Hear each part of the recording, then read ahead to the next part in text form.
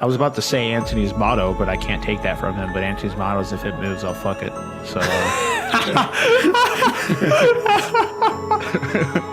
So is that why we keep losing him every time we go to the zoo? Exactly, dude. I mean, man. Oh God, you're putting thoughts in my head I don't want, Shawn. You see him hours later, and he's exhausted because he was in this cheetah exhibit. He just couldn't catch any.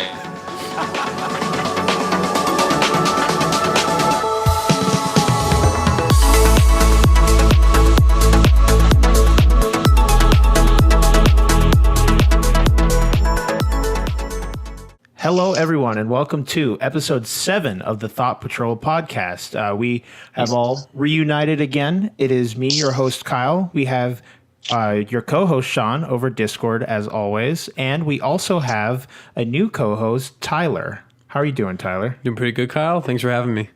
Oh, cool. I'm glad we are able to, with all the shit that we run into every week trying to get this episode out, that we are able to gang together, say that, whatever that works for me, and talk about just games and share our feelings on what's going on with you guys out there, and just inform you, hopefully, and entertain you. That's our main job, is entertainment. So we're gonna go ahead and start with we're gonna go ahead and start with introductions. So Tyler, recently you returned from outside of the country, got back from vacation. How was that? How did that go? Yes, I did. It was great, man. I went out my first time out of the country and went to Italy and Greece. Very, very beautiful. I highly recommend it. Lots of beautiful landscapes, great people. Has ups and downs though, and because I went through a college tour, but it was a little crowded here and there. But for the most part, it was a great experience. So maybe I might throw up some things here and there, and while we go over the next couple hours, but we'll go back to you there, Kyle. Okay, cool. How are you doing, Shawn? How was your week? Dude, I got Oreo milk. I'm fucking set. Okay, Oreos and milk, perfect treat. Well, are they double stuffed? Hell no. What? What are they? It doesn't taste right. Stuff, dude. You had a very short-lived special guest here. Oh. All right, well, yeah. Great start here, guys. Oh man, our audio fidelity always holds strong, especially with our wonderful Shawn bringing in his noises of the rainforest from all walks of life. So yeah, I've been doing pretty good. The week's been doing fine. Same stuff. Just doing work and living, trying to be as adult-like as possible. Oh, that's life, man. Yeah, and it's just working on the grind, I guess, would be the best way to say it. So have you guys been playing any games, seen any movies, anything you want to recommend to our people out there? I actually went my first day back from Europe. I went to go see Alien Covenant. I'm a huge fan of the series, actually, and while I was over there, ironically enough, I mean, not that you can't, they have movie theaters over there too. They're not like some third world country or whatnot, but but they were posters everywhere. Like they were just egging me on to go see it there. I was about like my fingers are very close. Like you can't see it right now, but they're very, very close together. Is how close I was gonna go see it there. And but no, great movie. If you're a fan of the franchise, very good. They kind of bring back the Giger-esque and like the alien, that was really cool. As like if you went to go see Prometheus and you were kind of like thrown off, like, oh, what the heck is this? They kind of bring you back on board if you're a fan of the original franchise. So, and I'm one of those fans back on board. So great stuff, great effects, and very happy. Well, that's cool. I'm glad that that makes you happy as a fan. I've never. Well, I've seen like the first 2, I think, but I've never followed the series. That's all right. The first 2 are like the only ones you really need to watch. The last 2 are. Okay. The fans are jawed. I have to agree on that one for the most. I like the 4th one. Was it the 4th one? Resurrection. A bit. Right, Alien Resurrection, something like that. I mean, with all the VP, I fucked it up twice. They were terrible. Yeah. Especially that second. Yeah, the second one was really bad. The first one was kind of like trying to make it good, but they kept the PG-13 rating, which I think is what held them back. And then the second one, they got the R rating, but had a really shitty story. So yeah, I didn't even know the first one had the PG rating when I went to see it. Yeah, the movie. I'm like, why? What's wrong with this? What's wrong here? Yeah, something's not working. Why? They've got the story right, all the elements awesome. Why does it suck? And then I'm like, oh, yeah, PG-13. They slapped that rating on there. And they got one decent actors the entire bunch.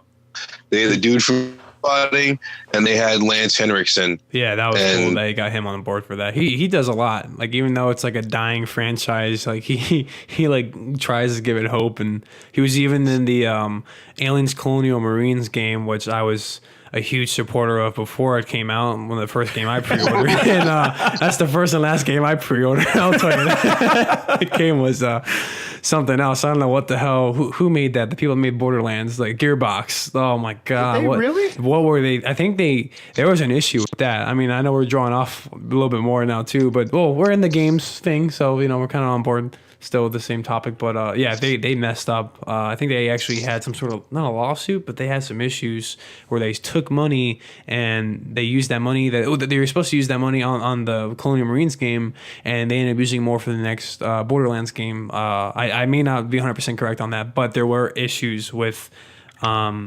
using the money where it was supposed to go. So that movie or that game, man. That's interesting. So that's cool. I've never heard of that before. Yeah. How about you, Shawn? Any? I know you're still working on Cosmic Star Heroine before you move on over to Persona, hopefully. And have you seen any new movies over the past week? I saw Pirates.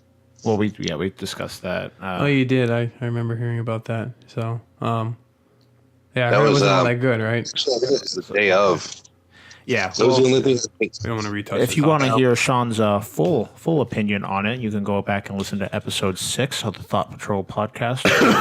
Watch it. YouTube, Google Play. Put a few more views on what there. I saw, man, was Yeah.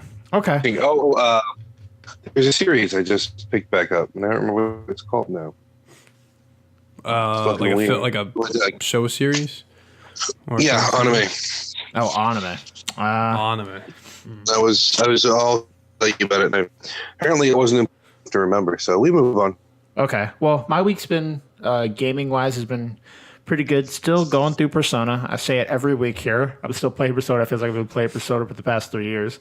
But again, I'm not gonna beat a dead horse. It's a good game. If you have any interest in JRPGs, go out there and at least borrow it from somebody, buy it or something. Whatever you can do to play it and just test it out. Look up some gameplay on it.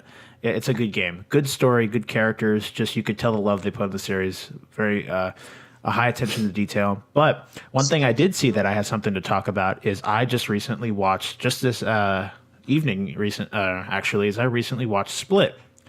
Now this is Mr. M. Night. Shyamalama Ding Dong. Shyamalama Ding Dong. It is his a recent movie from.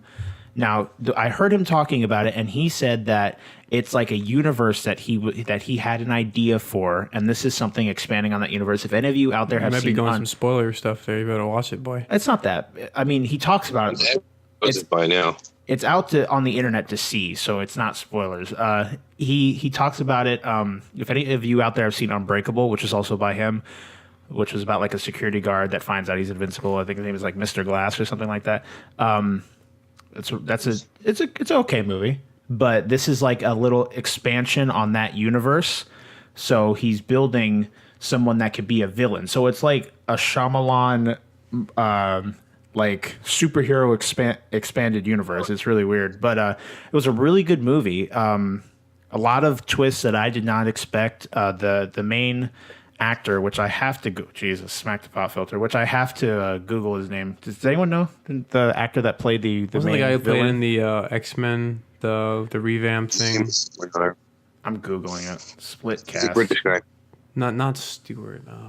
But McAvoy was the last name. McAvoy, I think. James McAvoy or Mick. Team first name, James last McAvoy, name. It's yeah. on. Yeah. So he did an excellent job acting the roles and playing the part of.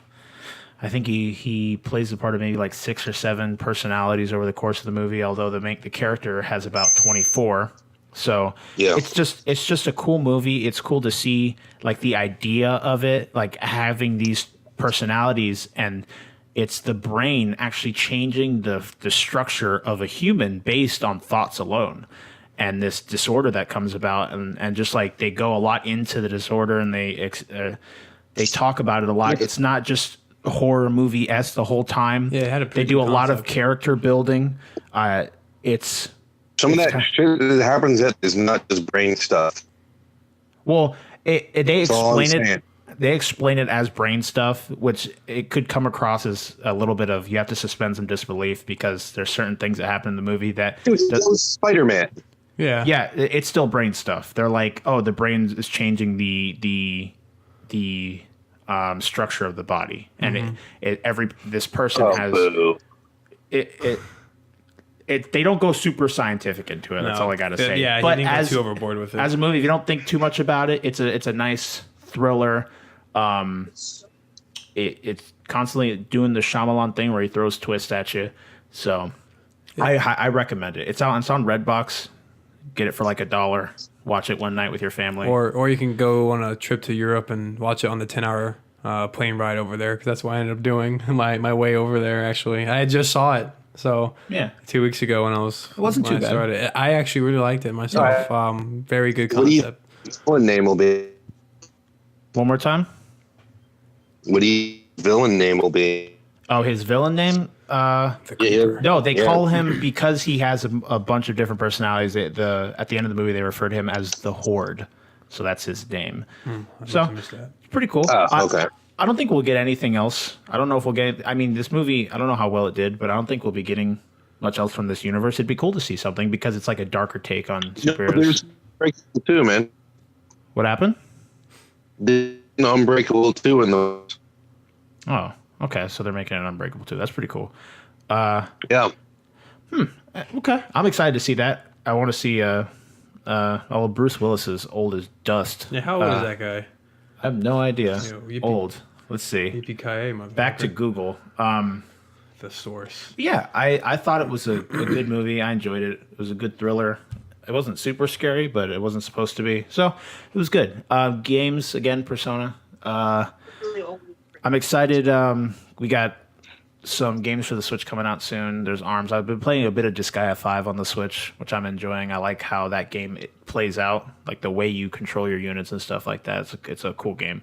So with all that out of the way, we all come together this week to present you our news topics, and we're going to go ahead and get onto the first one. About earlier, Bruce Willis is... Something to say? Bruce Willis is... Old, but how old? I'm going to guess before you even pull that up. I'm going to guess he's probably... You're going to say 60s? I'm going to say 56. It's 1955. So he's... Well, I can't do math right now. Oh, no, me neither. Now to the calculator. 45, what is it, 17? 2017 minus 1950. There you go. He's 62. Yep. There you go. All right. I was 7 years off. Wait, no, 6 years. He's an oldie. Yeah, he's in pretty decent shape. I mean, he's pretty square, but I mean, he's in decent shape for a 62-year-old. Oh, yeah. I think the movies he does, like he's, a lot of very active movies. Has he been in every Expendables? I don't know, dude. I watched like the first two. Then there was like 2 more after that. Barely does anything. They kill him off. All right. Okay, so let's go on to our first Anyway, article. hold on. I have news. Oh, okay, go ahead. Downloaded the Fury pack for Darksiders 1 and 2. Okay. Played the shit out of Darksiders in the PS3 days. And I really loved it. I loved the kind of jazz up on the old school Zelda formula they did with throwing in the God of War style mechanics or a little bit of Devil May Cry mechanics. Yeah, aren't they making the new one? I actually saw it recently. Yeah, Vigil went under.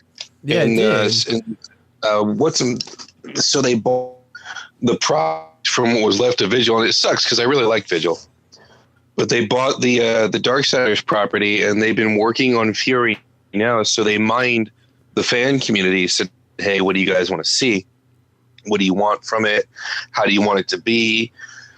And they decided to focus on Fury next, and so Strife will get his game last, and theories on how the final game will be when you get all of them together. Yeah, Fury's going to play somewhere between War and Death. Death is assist, War is assist. So Fury's not going to be as slow as War. She'll be more nimble, but she'll be as fast as Death. And she's going to use her whip. The other thing, we've gotten to know her personality now. She's very duty-centered. So, I mean, whether she cares or believes or has an opinion on what's happened to War, Death, because Death immediately bolted off to rescue his brother. She's just gone on and done another job. Like, she got an assignment, so this third game is going to be her going on that assignment, and somehow that'll tie in with the extinction of the human race, with what happened with War and Death's quest to bring them back, and so on and so forth. But I'm really excited for it, so I went and downloaded. It sucks because you can't buy it on hard copy, but I downloaded the War Mastered and the Death Definitive version, the double pack that was on there, and it's totally worth it. Like, the only mistake I made was I played through that game so many times that I thought going in on Apocalyptic would not be a problem. It's a problem. I'm not nearly as good at that game as I used to be. So I fought Tiamat for the better part of like an hour before I finally made it through without getting a scratch, because I went straight there instead of hunting out the heart pieces or the health pieces. Sorry, Zelda. You get clipped like twice in dust. It sucks. So it's a much more technical game on the higher level difficulty levels. Yeah, I tried getting into it very recently, and it was just funny enough that they, I saw the quick trailer for, and they released a little bit of gameplay now too, I believe, of the third one, and I just got into it like perfect timing, because within these past few months, and even when they started doing the backwards compatibility for the Xbox, they had released within time they did the second one first, actually. So they have the one with Death, and then they did the first one. And I actually downloaded both, and then I kind of like threw the second one aside for a while. I don't know. I just kind of like, it was cool, but I wasn't all that attracted to it for whatever reason. And then the first one they made for free like a few months ago, and I was like, Kyle just showed me how to smell the microphone. Same shit Antony does, where he talks like sitting up a mile away from the microphone. He showed me how to smell the mic. Yeah, put your face in the pop filter and don't move. Okay. I can hear you just fine, dude. Yeah. No, that's cool. I don't care. Well, Shawn, now you can hear me. You can hear me better now. Apparently, what our fans hear. You don't have to, your nose. I'm doing it out of spite for you. Anyway, sexy baritone notes. Yeah. La la la la la la. So, but anyways, they. So I started playing the first one, and I was like, wow, this is actually pretty good. So I started playing more of it, and I actually went to my the download again files, whatever the hell, like whatever section that is there, and like I re-downloaded the second one. So I'm finishing up the first one here pretty soon. I've gone pretty far, and then so I'm gonna start playing the second one, and then I'm gonna be on board hopefully in time for the third one when that gets its release. So I liked it. I like the lore and stuff. It was really cool. Second one's like the Halo 2. It's still got the good story, but they went for over substance a little bit with the first game. The first game is style anyway, because it had Joe Madureira doing the artwork and whatnot. I really liked the first game. The second game I thoroughly enjoyed, but I didn't feel as solidly put together as the first one. There's kind of stretches where it's just all hack and slash. Really not. I heard that. I looked at some reviews for it. Yeah, I really like it, and it's good, but I think it's just it's drawn thinner than the first one was. And War is, I mean, if they did Michael Wincott doing the voice of Death, which they had set from the very beginning, they weren't going to do it if they could do the voice. They were just going to make Death mute. He wasn't even going to talk. But they got Michael Wincott to do it, and he's the perfect voice for Death. But for some reason, dude, Liam doing the voice, or it's just, dude, it just gives me goosebumps every time. I try and sound all cool when I try more, and I always sound like a dweeb compared to the voice. Yeah, and then they have I I can't remember his name now, but like the father that goes with War, that's actually Mark Hamill. I was like, I knew that voice from somewhere, and I delved into it, good old Wikipedia, and they pulled up Wikipedia? Yeah. And Wikipedia. Yeah, that's actually what I said. But and yeah, I found it was Mark Hamill. I was like, oh, that's pretty cool. I mean, he does so many different different types of voices. I mean, he's a great voice actor. I mean, he thought he was the original. The original what? The original Mr. Burns. No, didn't know that either. Yeah, Look at that, something else. There you go. Yeah. All right. All Cool. right. Well, we'll all look forward to Darksiders 3. Sounds cool. I'm glad you guys share something you both enjoy. So we got that camaraderie going. Yeah, I That's got good. that connection. Yeah, some connections. So I'm about to go buy myself a PlayStation now so I can talk to Shawn more. you should, dude. Yeah, I know. Get off It's that in the works, shitty guys. I Xbox. know. One day, guys. One day. It's good. We're being represented by both sides now of the console. Yeah, we're generation. bridging together. Yeah. Yeah. Got the kings and the peasants, right? Well, we clearly know who the peasants are then. Okay. All right, so let's go ahead and move on to our first article. And this is, now we've been talking about the Switch a lot here on the podcast, but that's mostly because it's been doing a lot. There's been a lot of things going on around it, and we want to keep you guys up to date with it. For those of you who either have one or are looking to get one. So this is about the Switch's service. Now, this will probably be the first time that Nintendo has had a paid online service for their games. And basically, this is we're gonna talk about some of the changes that they've been making, because when they first announced it, there was some shit that they were getting for, like, they had games that you can have, but you only have them for a month, and then you had no longer have access to them. But they've been making changes to the service to appease more people. So this is by Kevin Knezovic of GameSpot, and this is right here. This is classic games offered through Switch's subscription service have new features. Unlike the Virtual Console, titles offered through Switch's classic game selection all will add new features to the Switch. New details regarding Nintendo's online subscription service, which, on top of this, also will be $20 for a year. So I was thinking they would probably have it around there. No one would pay for it if it was $60, because there's some silly things like you could only speak with friends through a smartphone app and all this other stuff like that. So it's going to be $20 a year. Now this information has emerged courtesy of Famitsu, shedding some more light on the difference between the service's classic game selection and Nintendo's Virtual Console program.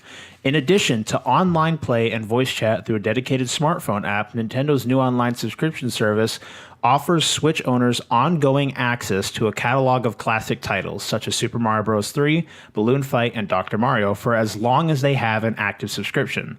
However, it was unclear if this service would be a replacement for Virtual Console, which allowed players to purchase classic Nintendo games individually or a different program altogether. Does anybody actually care about Balloon? Anyone? No. Anyone? No. I'm hyped for Super Mario Bros. 3, though. Super Mario Bros. 3 is going to be lit. Bring the Super Mario All-Stars back out, man. That was such a package. Oh, they have a picture here of Balloon Fight. I remember that game. It was Lost Levels, Mario 2, and Mario. And it was 16-bit style. So they did it with the more fix, like that was awesome. And then they re-released All Stars in a special edition for the Wii, which I'm still trying to find, because I'd love to. Because you can switch back. I think special edition you can switch back between the 8-bit graphics and the 16-bit hall. Play is exactly the same. All right, I've been itching to play Super Mario 2 for a while. Yeah, those games were so good. I remember we played them when I was at my middle school before I moved over into public schooling. I was in a private school. During the summer, they had like a summer camp, and they had just a shitload of like SNESs that like lined up, and people would come and play. They also had arcade cabinets too. It was lit. It was pretty cool. And I don't remember. I think it was called Camp Joy or something like that. But every day I'd just go and sit there and play Super Mario Bros. And then like the rule we had was if you lost a life, you'd stop playing. And I'd just be there for like 3 hours because I'd never die because that was all I played. No, those kids must have hated you. No, I'm sure they did, dude. Yeah, that guy. You're giving me dirty looks as I left. Yeah, all about that.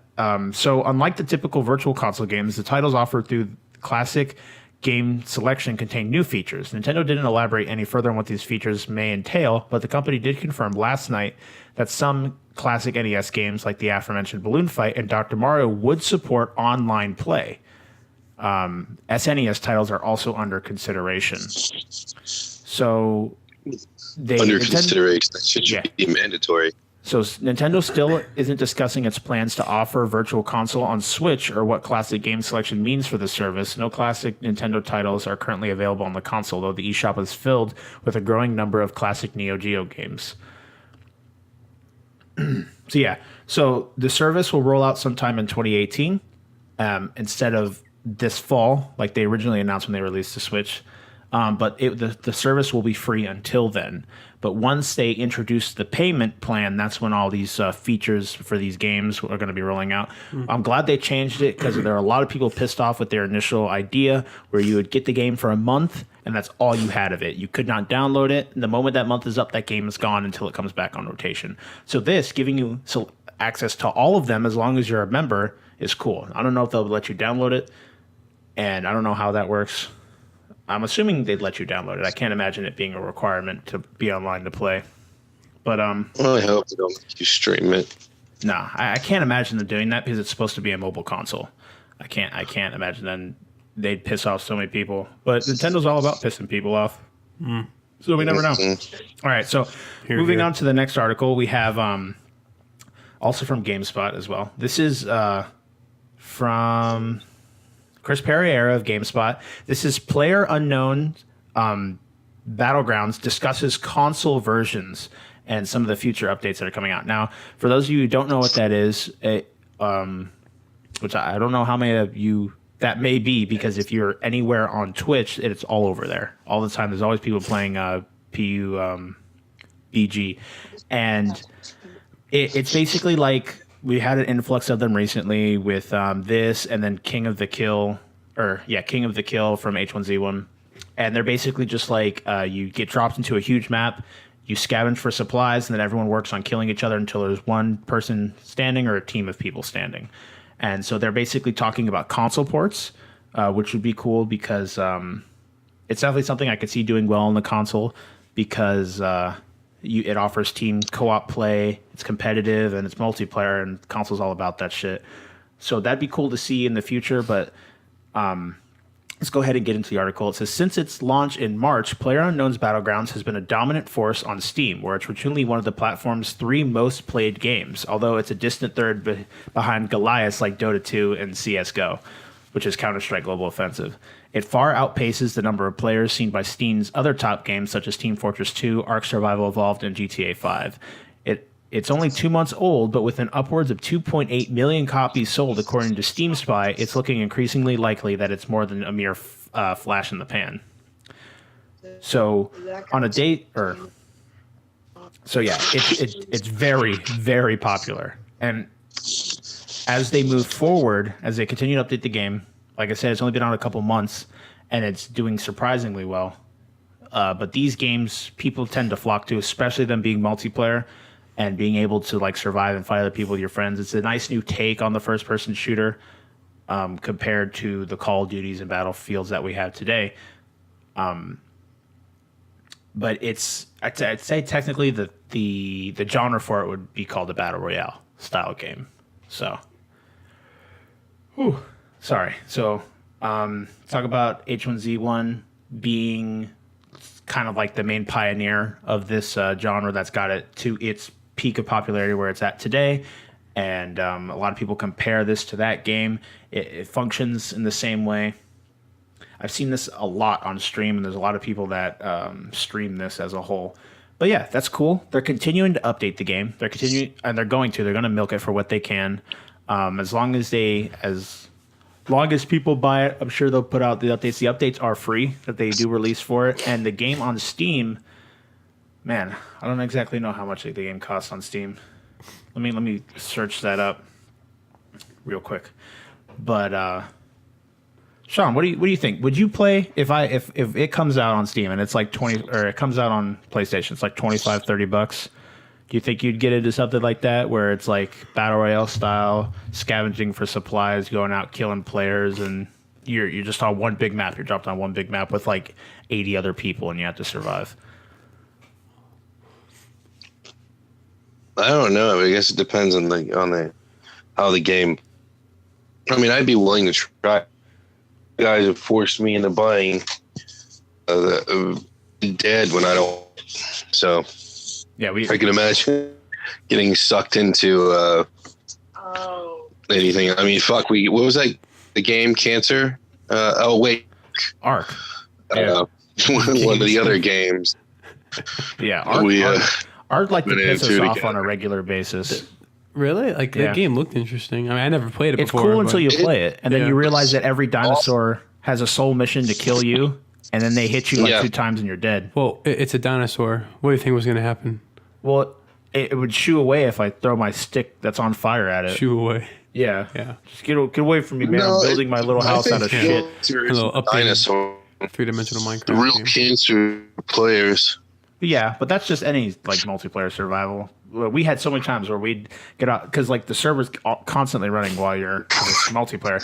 So what happened? You build a little house. You spend all day building this little house. You get off for the night, wake up the next morning, the house is half gone and all your shit's gone. That does sound like it could get a little annoying. Oh, definitely. And I remember Shawn was super invested in it, and he was building houses, and he'd be like, "Come and join me, guys." No, Utopia. And then, I spent a week. I had 2 fortresses built, 3 to 4 stories, all of everything we needed to conquer, and everybody was too fucking busy playing ESO.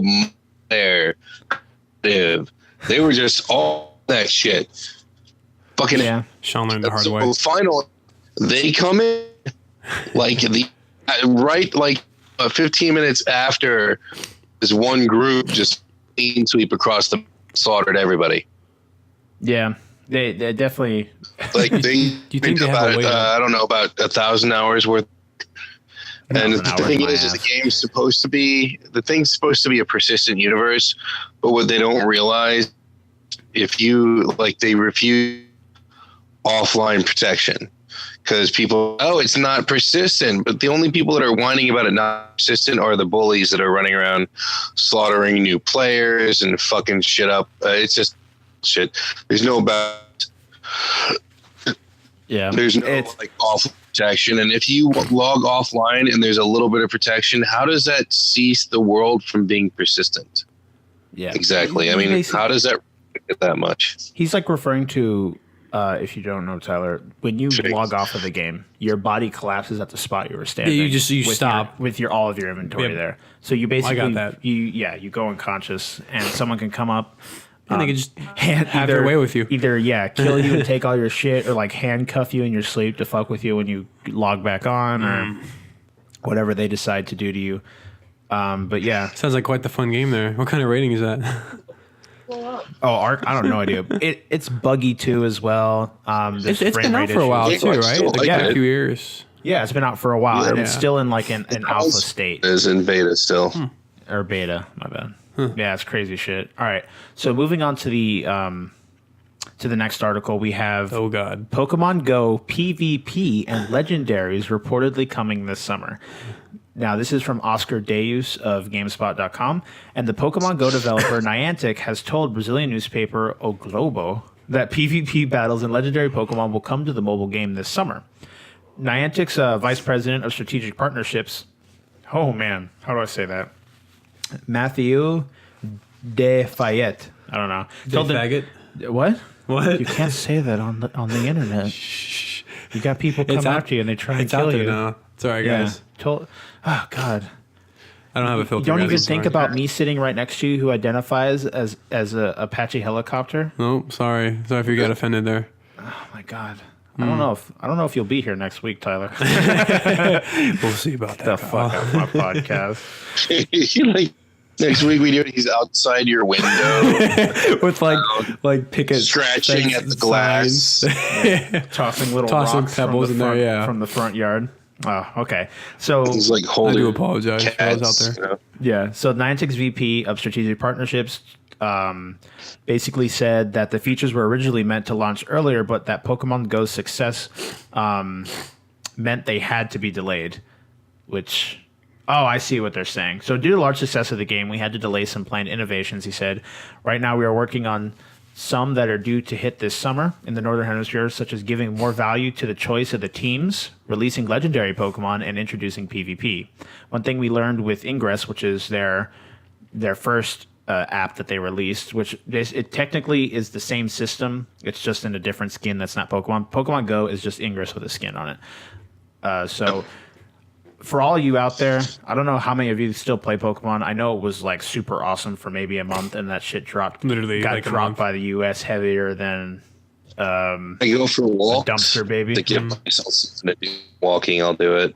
I mean, it's more busy work. It was cool. Like when it was in its prime, like you could go out to public places where you'd see a lot of stops, and you could just see people, like hundreds of people walking talking around. to some of those people too. It's like people like relationships are made from that too. It seemed really cool. It's not something you see every day, where games actually bring people together on such a mass scale that game did. You'd see people that were in their 60s and 70s playing Pokemon Go. I'm like, what the hell is going on here? It was super cool, and it's cool to see that back in my day we called them pocket monsters. It's cool to see that even though we've all dropped it, that they still haven't dropped it. They're still working. It's cool that we're going to see legendaries coming out. I know they already released a second gen, so the second gen Pokemon are out, and now they're introducing PvP, which is what everyone wanted from the start. So that's going to be cool. You can actually fight your friend without having to do all this stupid gym battle shit that they had. Yeah. Now all they need to work on now is making the battle system not stupid like it is. So I might, when this comes out, I might pick it back up, because especially when I go to school, there's always stuff sitting around, and might meet someone playing or something like that. But yeah, when that game was in its prime, they had the craziest stories. People getting robbed, people getting hit by cars, just stupid people doing stupid people would things. lay out what was it called? I mean, there's nothing that they game put out. I remember hearing one story was these guys would put out a lure. Yeah. So when you go to a stop, more Pokemon would show up, and you get more stuff from it, and they would go and they'd rob people. Yeah, they'd rob people at gunpoint using lures. So they weren't just luring Pokemon; they were luring people, which is insane. Like crazy to think about that. Like something they use the game mechanics to rob you, pretty much. Yeah, it's insane. Yeah. Nothing about that game can get me back on board. Yeah, it was fun for like the first month. I actually did have a great time doing it, but it just got boring really quick all of a sudden. And maybe like if all this stuff that they are apparently releasing now, if they had that from the get-go, it could have been a whole different game. I mean, yeah, I don't think they were expecting it to be as might popular still have it, but as it ended up becoming. Yeah. I don't think they ever, because even their servers couldn't handle the amount of strain that was put on it from just millions and millions of people jumping on and stuff. But they definitely made a shitload of money. So that's crazy. Oh. So continuing with the article, the developer had previously said new features such as trading and PvP battles would come soon, and that legendary monsters would be catchable this year. Just last week, Niantic teased legendary Pokemon again by saying this summer will be legendary. One legendary bird, Articuno, was spotted in some players' rosters last year, but it was later revoked by Niantic. And they basically said that they shouldn't have had it. It was unfair because they weren't technically active, which I don't know how the hell that happens, like how you do that. They're probably just trying to build hype. But So yeah, Pokemon Go is continuing to try and regain a glimpse of what it had when it was in its prime. I don't know how many people are actively playing that, but when they were in its prime, they were making like, I don't know how much, there was shitloads of money a day. I think it was like millions of dollars a day just on the coins, in-app transactions and shit. So that just blows my mind how much. Yeah, they raised Nintendo's stocks and stuff in Japan. It was crazy. So even though Nintendo did what? Did it what? One more time, Shawn? Make it. Oh yeah, no. Make the game. Well, they technically their stock shot over night until it came. They didn't make it, and then their stock dropped back down and yeah. Although I'm sure they were making a good portion based on just the Pokemon name in general from Niantic or Google, whoever was paying who. So this is going on to the next article. We have the new Overwatch PTR update is now out. Now this is the 31st, but we are recording this on June 3rd. But this update makes changes to McCree, Reaper, and Roadhog, and that's not all. So today, this is Eddie Macic of GameSpot, and this says today's Overwatch PTR update added a new assault map, Horizon Lunar Colony, which is it's just a map on the moon. Assault is, I'm pretty sure that's the one where you move out and you capture points, kind of like Rush from Battlefield.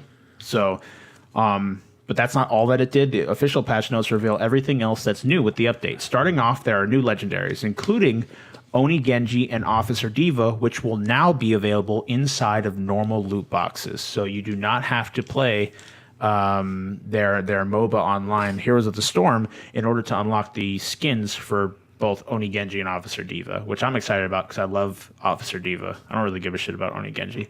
I can't play Genji to save my life. The PTR update also makes changes to Overwatch's custom games and game browser, namely that you can now modify player and projectile gravity.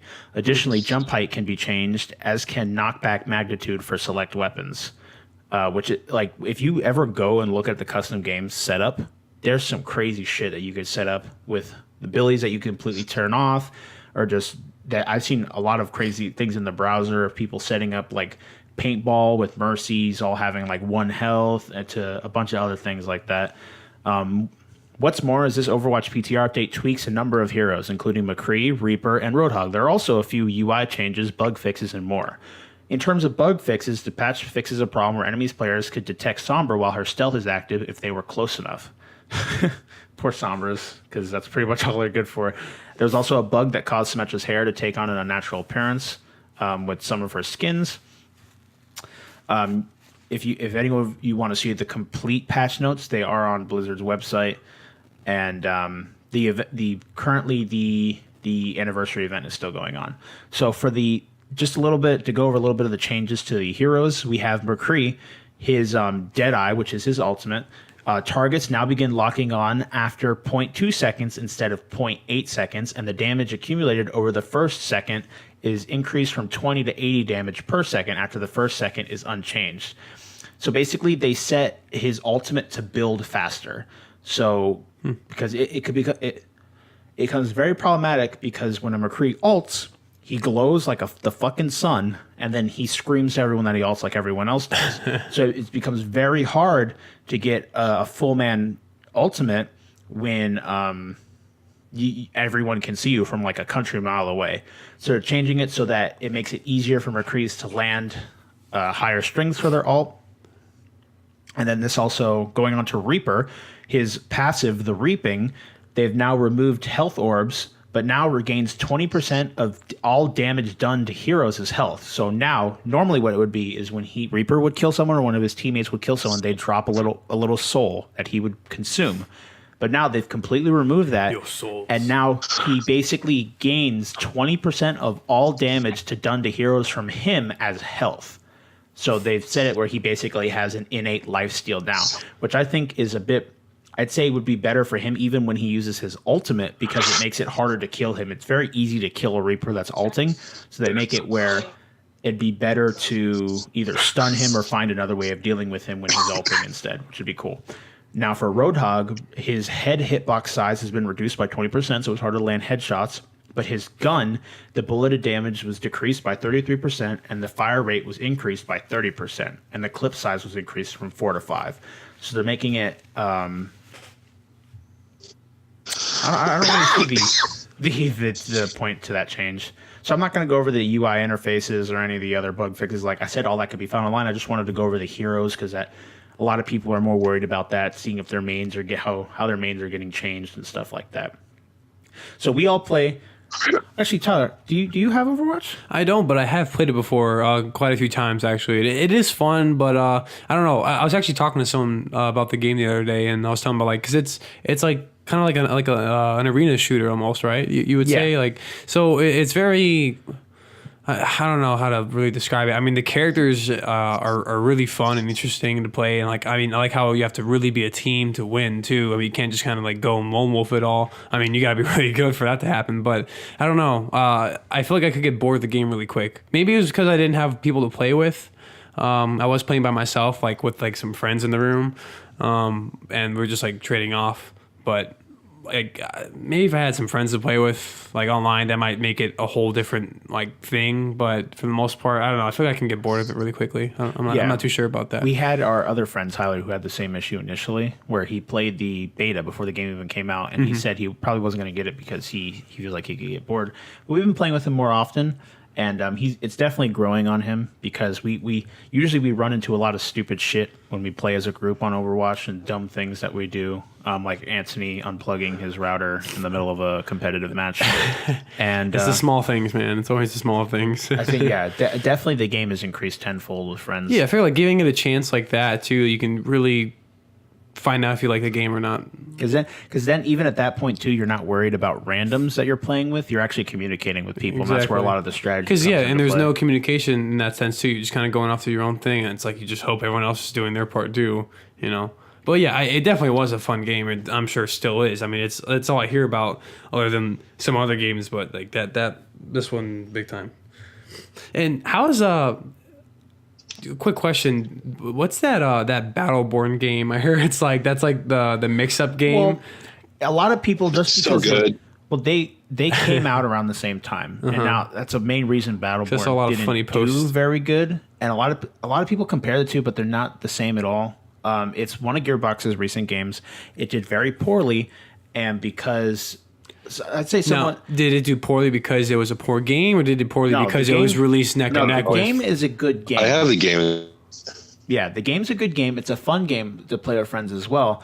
But they're not alike. They're more of whereas Battleborn is a MOBA with colorful, creative characters and a slightly comic or comic-y style world, which is like what Overwatch is. But Overwatch is more of an arena shooter where there's more of... They both have strategic impact to them as well as you play. It's just that Overwatch had a lot more hype built for it, and Blizzard completely shit on Gearbox because they moved Overwatch's release date to the same week that Battleborn came out. So no one's going to buy both games. So everyone just went over to Overwatch instead because there was more hype generated around Overwatch as well. Battleborn is in no means a bad game. It's a very fun game. It's just Blizzard kind of stomped on Gearbox with that. And how they moved the dates to kind of squash out the competition and stuff. That sucks for Battleborn then. Yeah, It does suck. You gotta think like when they went to picking out the release date for it, and it's like, oh hey, Overwatch is getting released around this time. Should we wing it and maybe think we're gonna do better than that? Or it's like it's hit or miss, and you saw they missed. Yeah, Battleborn was announced first. They were working on it first. It hit the media first. It was affected a lot from it, and then Blizzard kind of put their shit right on and I still don't understand why, because it's not like they're two totally different games. Well, with the exception of them being first-person shooters, they really don't bear a similarity. Yeah, exactly. It just sounds like bad timing on their part. Really. The biggest similarity that comes across is the fact that they're both the look of the game. Like if you were to look at a trailer for both games, you could kind of see that they would somewhat look alike, based on like if you go right now on YouTube. So. I do because when you're looking at a trailer and people, the first thing you're hit with is the look, right? The first thing that hits your eyes that you start to process is how a game looks. And then as the trailer moves on, they present gameplay. Now, it looks like a game with a cast of colorful characters that have their own unique designs, and that you're technically, because you are in the first-person sense and shooting, it's technically a first-person shooter. I know it has its MOBA aspects, and there's the objective-based raids that they do as well.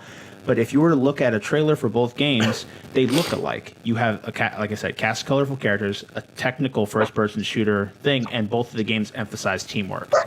So I can see it if they got it confused with like Paladins, because Paladins uses a similar art style to the other one, but the art style in Overwatch isn't anywhere near like that. It's not nearly as cartoon. But anyway, it's neither here nor there. I mean, it's not. Yeah. It's a trail. It's not the right thing to be debating. Yeah.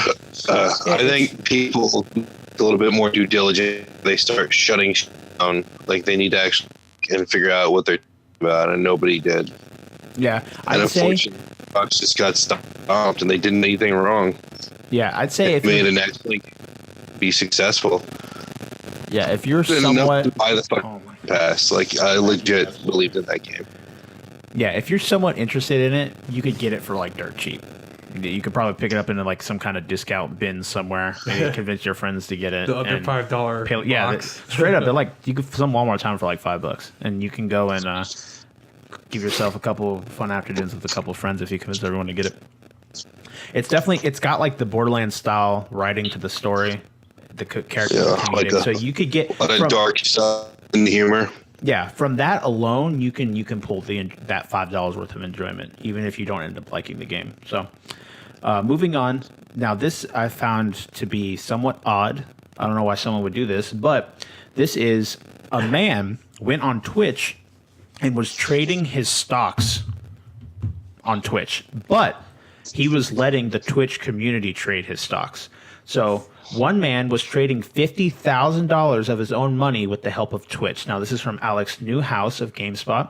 And this says, Twitch has played Pokemon and Dark Souls, and it's installed Arch Linux on a computer. But one man has taken Twitch's crowdsourcing to a new level by opening $50,000 of his own money up to Twitch's viewers to invest in the stock market. You heard that right. A software developer named Mike has crowdsourced playing the stock market. The stream is set up with rounds of voting during which viewers can vote on buy or sell commands, and at the end of each round, the votes are counted by an algorithm and trades are placed. According to Mike, he has come across this idea bouncing around in internet communities and decided to act upon it, and it turned out to be relatively straightforward. I just read people's buy-sell commands on the chat window, do a simple counting of each vote, take the top vote, and place that trade. That part of the system was actually easy to build. The tough part was building the UI and getting the system to a stable point where it was ready for long-term usage. Again, I don't know if any of you have seen Twitch play Pokemon, where they basically have it where the system will read commands from the chat and input them into the game. So, like, you have a bunch of people saying to go right or left, and it sets up a queue of commands and up to a certain number, and then the game will execute the commands. Twitch has completed, I think, 3 fucking Pokemon games through Twitch. So it's normally around 1,000 to 5,000 people typing commands into a system to get a game to play. And it is insane, the fact that those people were able to combine together to work towards a common goal and complete a Pokemon game. And apparently, I have not seen it, but they have now played Dark Souls, and I can't imagine. I want to see that. I want to see a couple thousand people playing Dark Souls. Actually, I want to see that myself, too. I just finished Dark Souls 2 before I left to Europe, and I don't know how many. I must have put almost 100 hours in that game for my first playthrough. And I mean, because I did a lot, and I also had the DLC. I had Dark Souls 2 Scholar of the First Sin, so it had the other all the DLC and whatnot included into it, and it was also unlike the original its original version, it was like dialed to 11, and like all the harder enemies were placed in like right at the beginning of the game, so you had to like really work to play and like get through the game. So I can't even imagine playing like that through the community like that. That is amazing. Yeah, I have no idea what Dark Souls it was, but I mean, any of them doesn't matter. But saying Dark Souls as a whole being played by a bunch of people is crazy. Get good. So for that stream, that it begins when the markets open at 9:30 a.m. Eastern time and ends when they close at 4 p.m. Eastern time. Surprisingly, Mike hasn't lost much money yet from the Twitch audience, and in fact, he believes that his account should last a few months. So if you want to see that, it is on Twitch. I'm sure you could Google it, and you will definitely find it. $50,000 just to let the community toy around with and have fun. Hey, more power to him, I guess, if you got that kind of money. Yeah, I wonder. I don't know. I don't see anything he could gain from it. Maybe what weirds me out. Yeah, he just said screw it. He would make 50 grand. Yeah, no, definitely not. That pocket is change for him. Definitely interesting. Imagine if they ended up making him money, though. Yeah, right. That'd be crazy. These guys. Imagine, I mean, I hate to go grown there, but imagine what good could have been done with money. Oh, yeah. But that shit happens all the time, and especially on Twitch. You could help, whatnot. Yeah, if you look at the amount of money, like one popular Twitch streamer, his name is Summit1G. he has his top donators of all time on a window when he's just chilling and not playing a game. And there's these people that have donated over the years to him like $20,000. And there's like 10 people that are above like the $10,000 limit or number. The marker there, yeah. And again, I am in no way to tell people what to do with their money because it's their money. And I understand that they have the right to support their entertainer, whoever they feel like they want to support, because that's that person's job is to entertain people, and they're being paid based on how well they do. So if someone feels the need to drop someone $1,000 because they feel like they've been either helping them or entertaining them or giving them whatever they want, power to you. I have no right of telling you what to do with your money. We live in the United States of America, but I understand where Shawn is coming with, where that money can be easily taken and put towards an effort that would work on helping homeless children or dealing with some form of cancer research or anything like that. And again, you could still make it entertaining. I mean, fuck, Marco had his hair pink on a charity thing. I mean, if he can do something like that, it's fuck, dude. I'm just saying. No, I understand that. And Rand is a shitload of money away. Yeah, no, and there's been Twitch streamers that they do charity live streams all the time to raise money for, like, if you look at Games Done Quick, every year, I think it's 2 times a year, they have a summer and winter games where they have people come and speed run games, and all of that money that is donated goes towards charity. And they raise money for cancer research foundations. And all these people come from all around the world to come together and basically speed run games, and people can donate and get their message read, and all that money goes to a charity. So that I watched the one where they did speed run all the Castlevania. Yeah, they speed run like every game on the planet, and they have people come from all over the community. It's really cool. If you like seeing games like broken by people to be run as fast as possible, I definitely recommend checking it out. It's just Games Done Quick. They have videos on YouTube, and they do their Twitch streams. I'm sure you guys have heard about them before, but if you haven't, that's what they are, Games Done Quick. And they have a summer and winter one that they do. So let's go ahead and continue along. We're going to go ahead and move on to the next article. And this is from Eddie Macic of GameSpot. Now, this is very dear to my heart. Mm-hmm. This article, but this is the Nier Automata shipments and digital sales reach a new milestone. Nier Automata, the new Square Enix RPG developed by Bayonetta Studio Platinum Games. RPG. Why do they keep doing that? Because I'd say it's an action RPG. It's not a JRPG. But like the terms have changed. They're viewed as a different way. Whereas like Western RPGs, like the ones done by BioWare, aren't technically RPGs. They're action RPGs, but they just call them RPGs. And if it's like a traditional RPG, it's a JRPG. It's weird. It sounds like they need to give it a new name, but they're just too lazy to actually think of one, so they just label it. If it's technically the new name, it's just the definition's been changed. And it's really weird. I don't know why they've done it. It's just how everything's played out that way. But everyone's labeling everything with stat management. Stat management is a small part of an RPG, the prime thing.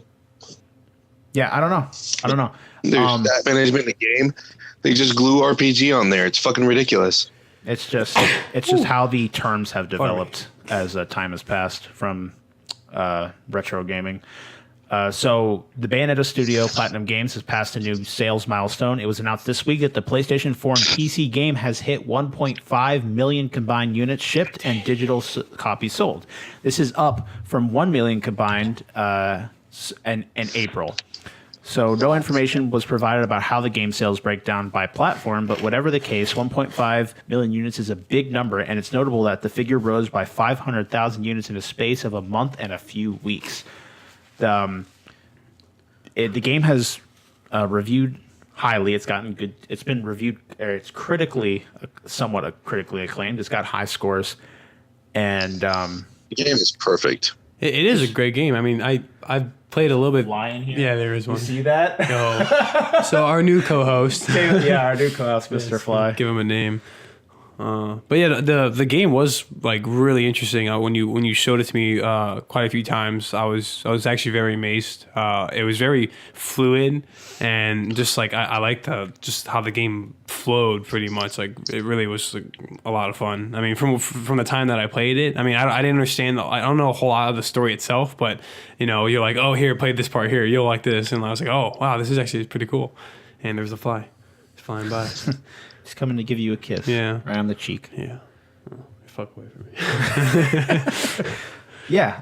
For any of you out there who have any interest at all in stories combat. about existential crisis, what makes you human, and basically games that are developed as really good beat 'em ups that have pseudo RPG aspects to them, I highly recommend it. It's my favorite game. Like in my top 5 games, I've said this 1,000 times. It's my top 5 games I've played in the past decade of games that I played. I love it to death. It's awesome. Really good. It's like a perfect collection of what has made games good over the time that games have been developing. They put a lot of homage into older retro style games into it, and it's all about creating that feel, but bring it into a new light with an excellent story and some pretty good characters. And there's and again, I've said it before, but a lot of people look at it and see it as like an anime Japanese game and immediately push it aside.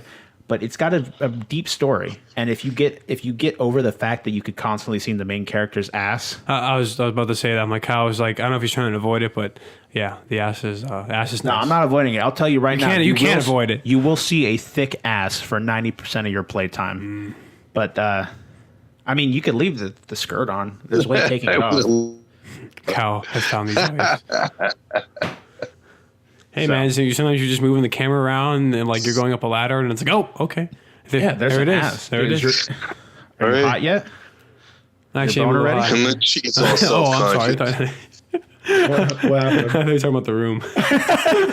Yeah, the room is It is hot getting a as little well. steamy here. And my boner is ready because I'm okay. sitting next to you, Tyler. I'm getting there. My wallet's Got like a resting on- half chub going. Yeah. Man, we talk about penises too much on the show. My mom commented on it too. She listened to one of the recent episodes. She's like, "What is that joke about the penis and pube counting?" And I'm like, "Oh God." Did she leave a like at least? Is she helping our cause? Or she just, Yeah, she probably dropped a dislike. I guarantee. Oh. No, I'll just. all right, well, okay. Well, I know where Mom, she you can lives. hear me out there. I love you. Well, that Kyle's it just means Kyle's a pervert. I'm a predator. Exactly. Antony's crazy. Yeah, Auntie is I crazy. don't know what though. Antony. That's probably the truest Yeah. statement you said tonight. Auntie's crazy. I'm trying to write with my left hand. It's not working out very well. I do lots of true statements. I don't know what you're talking about. Yeah, all the time. Remember, guys, Shawn is always right. And if you have anything to say against Always. that, you will be executed. Well, he is the publicly. truth. He is the Yeah. truth, the way, and the life. Yes. My name is means truth in Latin. Oh, Shawn No, not really.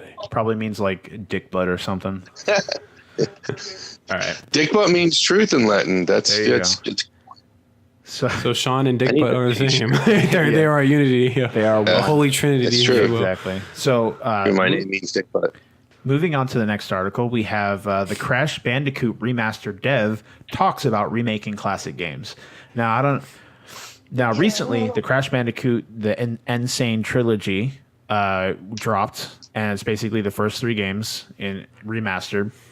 And I don't know you out there how you feel about remasters, but we've discussed this once before.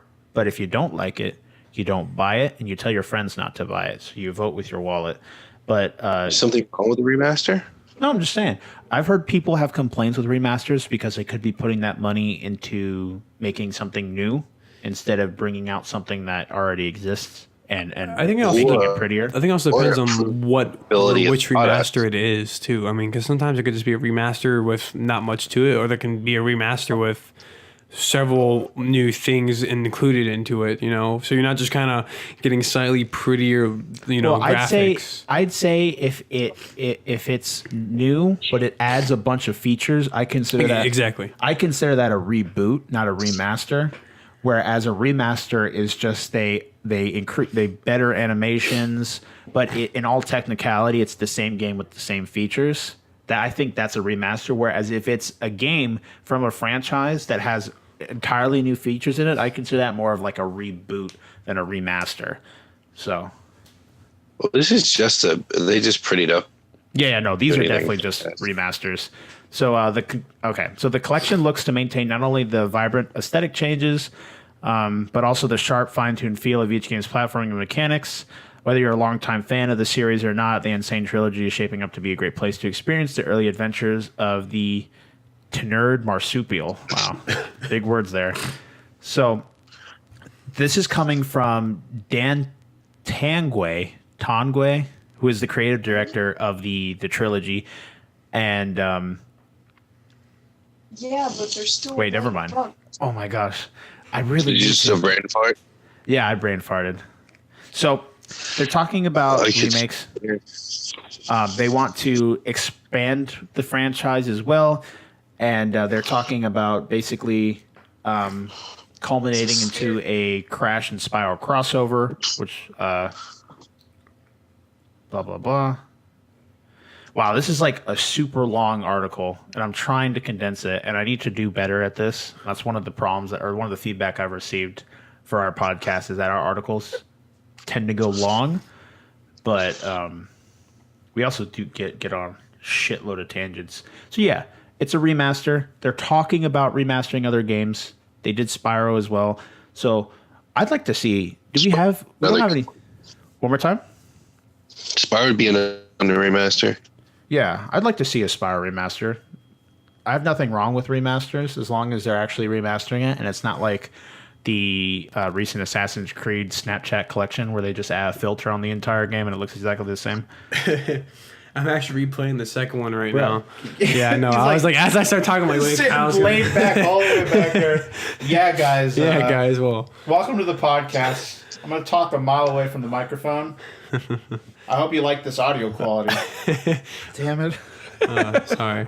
I have to get the hang of this. You're new. You're allowed at least once or twice. Unlike Antony. Okay, I think that was my second time, so I'll try better next time, sir. But anyways, if not, you go back to the dungeon and the lashing. Is the not to stray too far from Crash, but is the Assassin's Creed the XTO collection, right? Is it really just not much of a? From what I haven't played it, but from what I've seen, now you could take my opinion with a grain of salt. But from what I've seen, it the animations look somewhat the same. They just kind of somewhat spruce up the resolution and some of the assets and the models. But I say it's got this weird hue to the game where it looks like it's just got a Snapchat filter slapped onto it. Huh. And you replay the first three, the XO collection. Jonathan bought it, but he's not here. So he'd have a better opinion on it. We don't like him. But yeah, we don't like him, especially after what he said last week. week. It looked like you just caught the fly with your fingers and then you just like threw it. Like you spared his life. I did. Yeah. Oh, he came back. You didn't see it. That fly's died 100 times. He doesn't even know it. Yeah, he came back. Yeah. But, and then as for like the Crash games, I never really played them that much other than when I was a little kid and, I went furniture shopping with my parents. And you ever been like at Ashley's Home Furniture or what's another one? City Furniture or something like that? Like they have like the little game. They have a little, not a kid's corner, but they have, it's like right next to like, they have like the cookies sometimes, the fresh baked cookies they'll sell. In like the back or like in the corner or something like that. Some like old lady will give it to you and be like, here you go. And then you'll have like some snickerdoodles and then there's like a little game thing. It's like 3 or 4 like little Chuck E. Cheese looking seats or whatever. And then you sit down and there's like old like 2K or like was 2K, was there a game before 2K? Like the older for like NBA? Yeah. Was there like shit, I don't even know. Was it always 2K or like because it was old. 2K was just 2000 started. Yeah, because it was an old NBA game. There was Crash, there was Spyro, and that's really all I played from that. But like, I can't really. It's a vivid childhood memory. Yeah, I can't really give much off of the rest of the series other than the Snickerdoodles, which are really good. Snickerdoodles. I haven't. Snickerdoodles. I've played the second game, but I never was I was a kid, so I was not invested in the story. But I like the platforming to them. They're fun, I'd say. They're simple and they're simply entertaining games. Like I actually did have one of the Spyro games for the Game Boy Advance said like something in ice. Wow. Something like that. See, like you see, it's all coming back to me slowly right now. Spyro Medieval both of those series were classics. Medieval had games, Spyro had like 6, but they were around when the 3D was kind of an early. When it had been around for probably 6-8 years, so they had it enough. But I mean, that was still PlayStation 1 graphics. All right, that story actually reminded me 6-8 years. When I was like really young, I had mono, and so I was in and out of the hospital often. And every time we went to the hospital, they had freaking these carts that they would roll around. That they had Nintendo 64s connected to TVs in these like carts, and they pushed them into your room. And every day they brought me like Banjo-Kazooie, and they just roll it into the room. I was a kid, so I don't think my progress was being saved. I think I just ran around the first hub area, and just enjoyed myself to no end. But Took those honeycombs. yeah, but like that just like triggered that thought in my head. That was crazy. They had it was Banjo, Crash, and Spyro, and all the carts were themed to look like almost like an arcade cabinet, but it's like a little cart on wheels that they'd push around, and so it had like decals on the side of them. It was the coolest shit. And Well, that beats my city furniture memory then. Beats my snickerdoodles. yeah, just 3-year-old chubby mono Kyle playing like Crash and Banjo-Kazooie.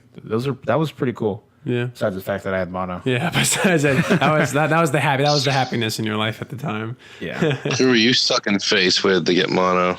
Everybody. If it moved. So That's Antony. I was about to say Antony's motto, but I can't take that from him. But Antony's motto is, if it moves, I'll fuck it. So.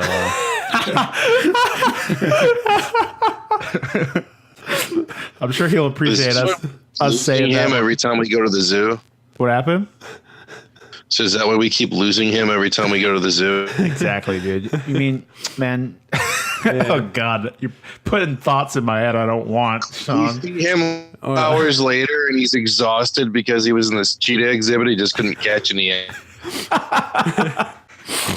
He's like, "I fucking give up. They're too fast."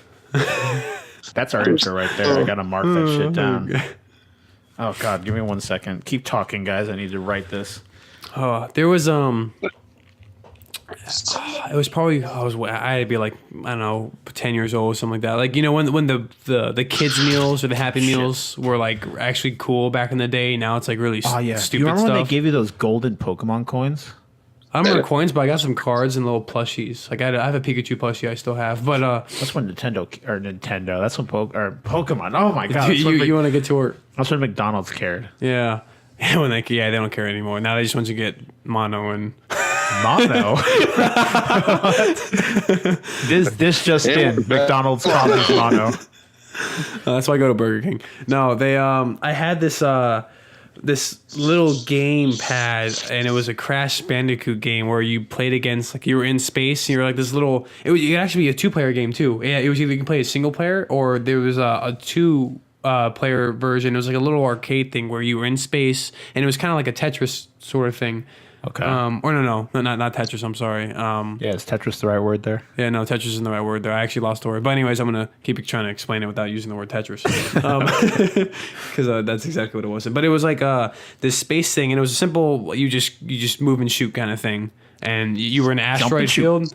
No, it was like it was stationary. Well, not stationary, but you only move sideways, and you shoot at your guy, and like you'd have to keep shooting at him to, like, you know, kill him or whatever. But there's asteroids that would go in the way too, and you can either play.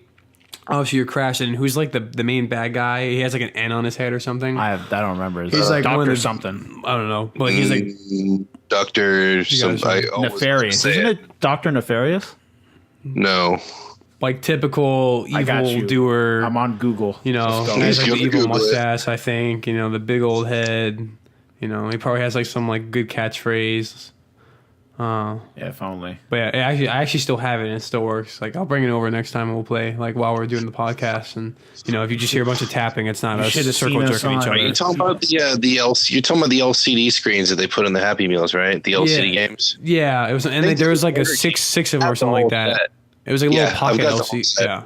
There is a Dr. Nefarious. Batteries out of them. But the main villain is Dr. Neocortex. That's his Neocortex, that's right. Well, if he has an N on his head, that's him then. But yeah, that was a lot of fun playing. I mean, it could have been labeled anything. Like, it didn't have to be Crash Bandicoot, but that was doofy ass dude. Yeah, that's him right there. See, look, he has the mustache. He even has a little retarded hair on the sides, and man, I can't. I feel bad for the mother that birthed him. I'm looking at a picture of Crash, and his arms go all the way down to his legs. It's really like nasty. It's so weird. All right.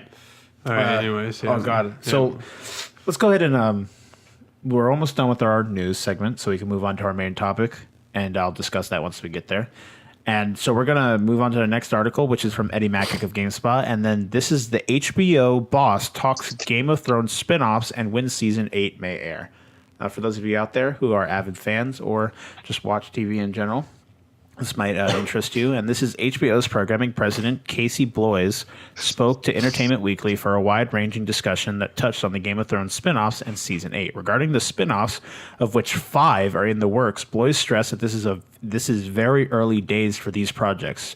Of the 5 projects being considered, Bloys says that he would be happy if only one eventually gets made.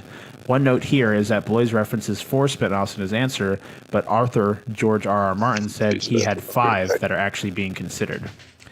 He wants to make sure fans know that this is a really embryonic process, and he hasn't even seen outlines in the press at large. But there are 4 spinoffs, and they assume that they mean each one is happening and we're going to have a new Game of Thrones show per quarter, which is not what's going on. This idea is not to do 4 shows. The bar set is so high that my hope is to get one show that lives up to it, he added. So, basically, HBO is, again, another huge franchise that's made shitloads of money. That they're working on making more content that will get us more expansion on the universe.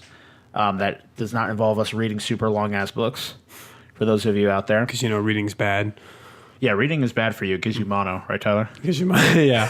Especially if you read inside of a McDonald's. It's terrible. Oh God, dude, that's like double mono.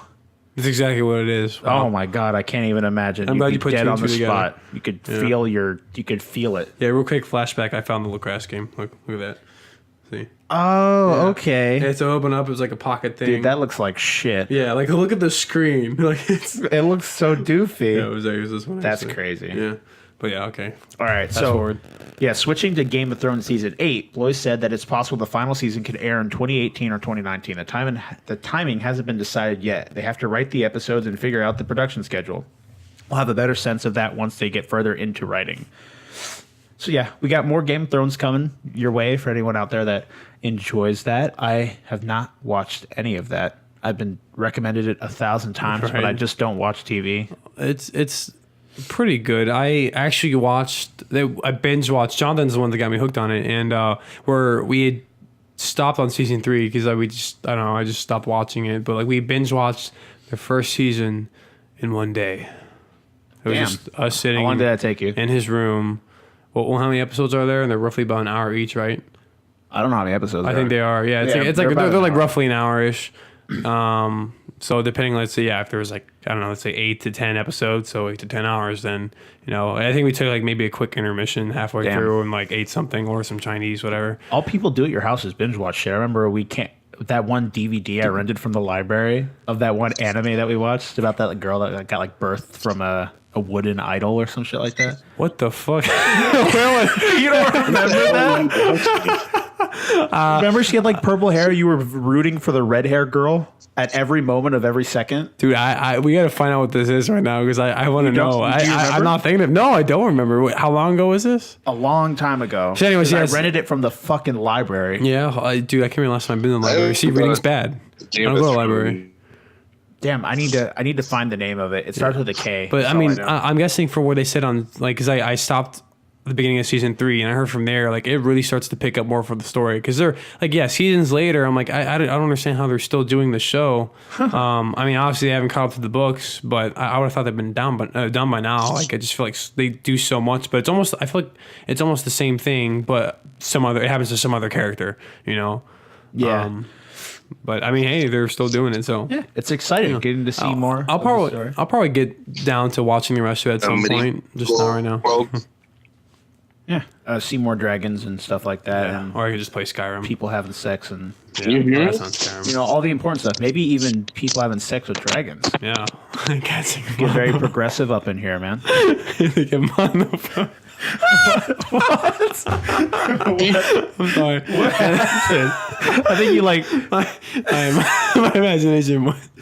I'm gonna give you time to relax so you can explain. Sorry, your thought. I think I just do like one of those little not a nervous laugh, but like I just needed to laugh to wake up a little bit more. Not that I was getting tired of the podcast, but I've been doing nothing all day, so I've been in this sleep mode all day. So this is actually slowly waking me up. So thank you. But anyways, no, I was thinking about. Have you guys seen bad lip reading? what? Yeah, like with the sports, right? Lip reading videos. With the sports, like on the sports teams, they do it They a do lot, like sports, football. Star Wars, all kinds of stuff. Yeah. Yeah. They've started releasing music. They've got these 3 Star Wars songs that are fucking epic. Well, you guys had mentioned Game of Thrones. I was curious if you've ever seen Medieval Land Fun Time World extended trailer. No, that sounds interesting. I think what you should do is you should pause the podcast just for a moment, go to YouTube and search Medieval Fun Time World extended trailer. That lip reading thing, watch the whole thing back to me.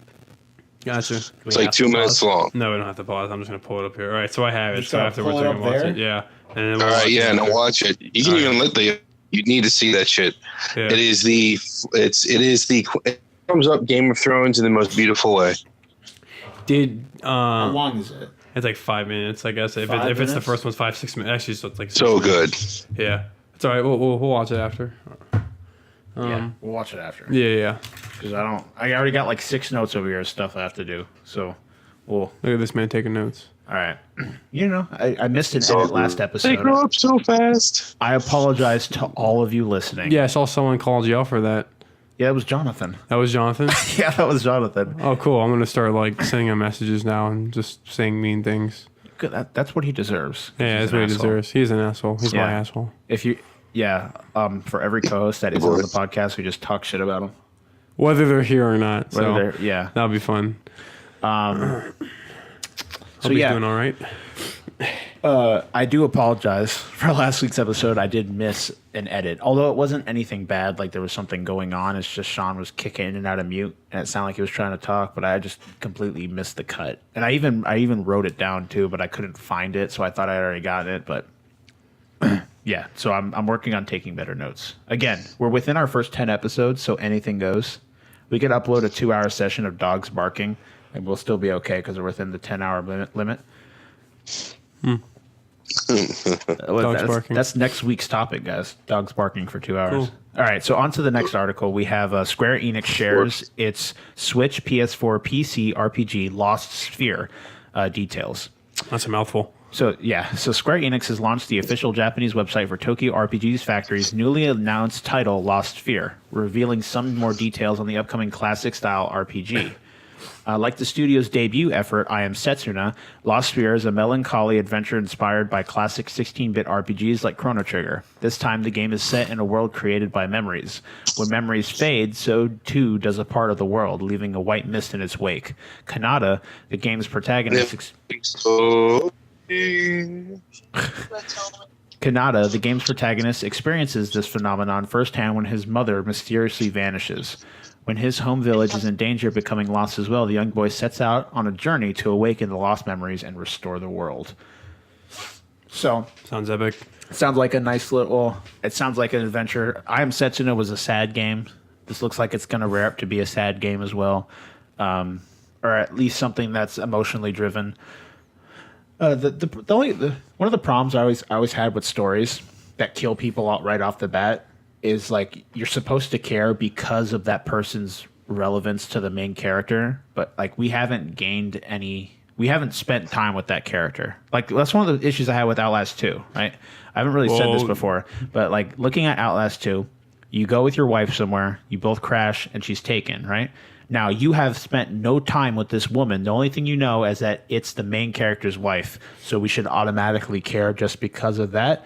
I never understood that in like story writing as a whole. I felt that was kind of lazy. They could easily make it where you start the game out with some sort of intro sequence where you grow to at least enjoy the You character. have to do that, man. You can get to know their party through the game as you're hunting for them. It's been done in a lot of games where you'll have flashbacks where they will have inner logs or see pictures, even just skills and things like do it. There's a game called what was it?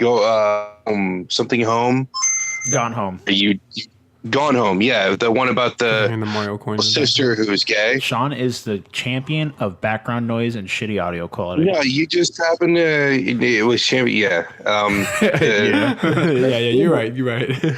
No, but Gone Home was a perfect example of that because you don't know the person's sister, and the person never talks, but you get to know the two of them through notes that were written from the sister and through all these contextual things without ever having another character on screen ever.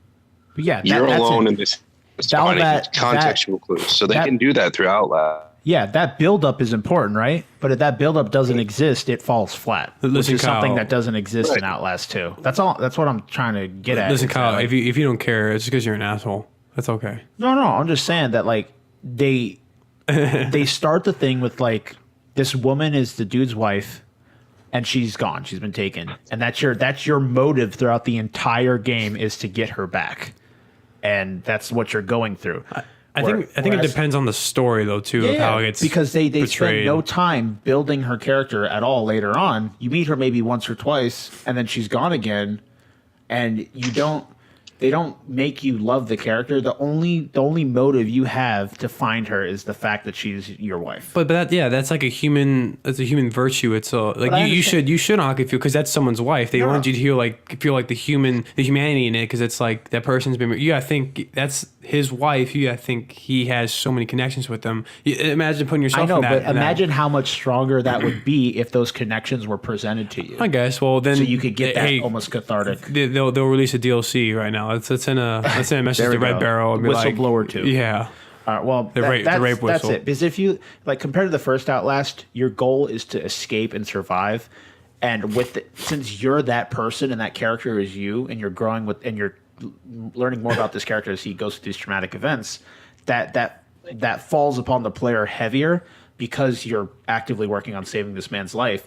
Where compared to someone that is removed from you and you're going after them and you've had no more interaction with that character, it's just the motive compared to the first one. Right. I feel falls flat. And the thing about this game, the one we're talking about, the one more time, Lost Sphere, is that his mother is not. We're not hunting for his mother. His mother is straight up dead, like right within the intro of the game, like what they did with Attack on Titan.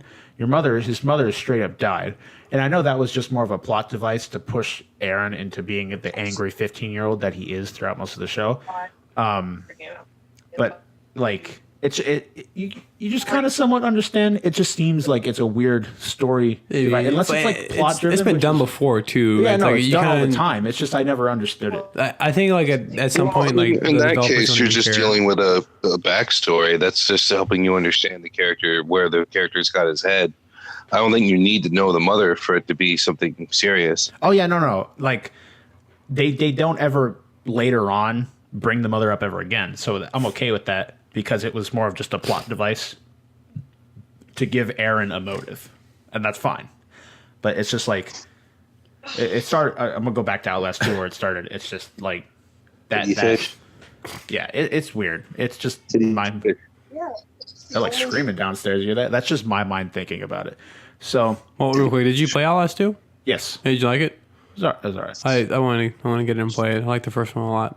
I think the first one was much better. Really? Yeah. I mean, not to get too far off, but like did it like in terms of like horror wise, was it scarier? It had scary moments. Yeah, there's nothing. It had scary moments. It had like the gore and the body. Yeah, I mean it seemed porn that more cultist kind of. Yeah, I've never been like a fan of like that sort of deranged cult kind of thing. Yeah, which is exactly what that game was. I never found that scary or anything. More disturbing than anything, right? Yeah, it comes across as disturbing too. It's just like the ending of the game was kind of shit. They don't do a lot to explain what happens, and it comes off as very vague and unfinished. And again, they have time with DLC, but that goes back to you cut out there for a moment. Are we still talking about? Yeah, Outlast. We're talking about Outlast. Yeah, we're gonna go ahead and move on because I was just curious about that. Okay. Yeah, just so we could get into our main topic because I wanted to play it, man. You really stole my thunder when you mentioned that it was kind of eh. it is kind of it's First better one than was you such a going solid out. experience. Right? I wanted It's to better play it than a you lot. going out and buying it and being, oh, this is kind of eh. And then if I would have said something Kyle to you was like, right. well, you could have kind of told me it was kind of eh, and then we would have had that argument because we love each other and we're like old wives. So I'm gonna go through this one more article real quick, and then we'll move on to our main topic because we've been on article. We do the same thing every time, but we do. I mean, we keep it lively by going off on our tangents. We kind of mix them together. It's not that. I mean, I don't see it as that bad of a thing. Like because you come up about like around the 2-hour marker anyway. So Yeah, we'll work on it. We need to work on. I like our tangents. I think our tangents are too. sexy. I think I think you're sexy, Sean. If any of you out there are least your listening, voice. go ahead and leave a comment of what you think. Physically, I don't know how you look, but We're getting feedback. That's good news to us. spiritually and vocally, you sound. He's just a god among men. So I was half show about 45 minutes ago. I'm full show, bro. Dude, you're pushing up the desk, man. They're moving the mics. God damn it. So yeah, my boner has the. I'm glad we were able to achieve that for you. All right, cool. I'm Anyways, happy that we worked towards getting that full chub. Yes, we are. Okay, so moving on to the next update. The Xbox One system update is out now for preview members, and basically here are some of the features. This is by Oscar Deas of GameSpot. Xbox One's latest system update is available to download now for insider members, and there's some cool features included. The patch adds the ability to invite friends to join in and broadcast alongside you in Microsoft's rebranded live streaming app Mixer, which is interesting. So it's like they'll split up the screen and have two people streaming, but can be playing together, so you get multiple perspectives, which is pretty cool. Microsoft does note, however, that until the feature's rolled out more widely, it's currently only available to alpha insiders and not beta members. You'll need to get... That's going to be a bandwidth hog. Yeah, you also need an Xbox Live Gold membership to invite a friend to broadcast within you in your party. In addition, the new update lets you link a specific Microsoft account to a particular controller, meaning the next time you turn on your Xbox One, your favorite pad will sign you in immediately. Now, there's also fixes of minor bugs and other patches. You can find the full patch notes online as well. And we talked last week, but they recently launched their Netflix-style Game Pass service, which is $10 a month. And they've actually been doing very well. It's been getting a lot of people signing up for it. So it's good to see that with everything that Microsoft has lost in this last console generation, good to see that they put out something that gives them some kind of competitive edge against Sony. Because as much as we shit on either console, competition is always good in a video game or any type of market. Competition is always good because with two companies fighting to become better and attract more people, we get huge innovations in video games as a whole. So that's cool to see that Microsoft is somewhat catching up to Sony, although the jump may be a couple more rungs on the ladder. We're excited to see that they're doing well. I don't think they're all the way caught up. And even with all the fuck-ups it's been making, I still don't think they're ever going to catch up. No, yeah, I don't see them doing that. Although what they have done since the release of the Xbox One, it's definitely made... They've truly invested on like the future of its own console, and they've definitely succeeded in making it better, I believe. Having the Xbox One now for a couple of years. A lot. I mean, the Scorpio, for what it is, it's a much bigger than from the PlayStation to the PlayStation Pro. The Xbox One and the Scorpio is just a huge jump. Yeah. They did have the one, and then they had that new enhanced one. The S, right? Yeah. And then the Scorpio. S actually allows 4K video because the old Xbox. Did you know the 360s, even when they said that the game would play at 1080p, there's no 360 game that actually played at 1080p? I believe that, yeah. It didn't have the capability. Like the machine could do it, but the port couldn't process it. So part of it did that happen together couldn't do it. Aren't you talking about PlayStation 3 Xbox technically One? Could do 1080p. I thought it was the initial Xbox One. No, it was the 360. Oh, okay. Yeah, exactly what Shawn's saying. Yeah, and then the Xbox One was actually EP. Okay. All right. So let's go ahead and... It's just weird shit. We're going to put the rest of the time into moving on to the main topic, and I'll go ahead and discuss it real quick to squeeze in. When you go to selecting these titles, do you pick an order for it, or do you kind of just like jot them down and leave them as is? What are you talking about? Like you have like the list of these short article topics to go over before you get to the main topic. Do you like organize it, or like do you put it in order, or do you just kind of? I mean, there's a list of them. Yeah, that's what I mean. Like, do you have is that list in a certain order, like as it is, or is it just kind of you just the order I find them? Okay, yeah, okay. So that's exactly what I'm asking. All right. If you want to think about it, it goes from most recent to oldest, because I'm going down the list. So the first article we read is the most recent, where the last one's the oldest. So that's one way of thinking of it. There you go, guys. In case you were wondering. Yeah. Just helping out the fans here and the listeners. So our main topic, the thing is got like 25 minutes.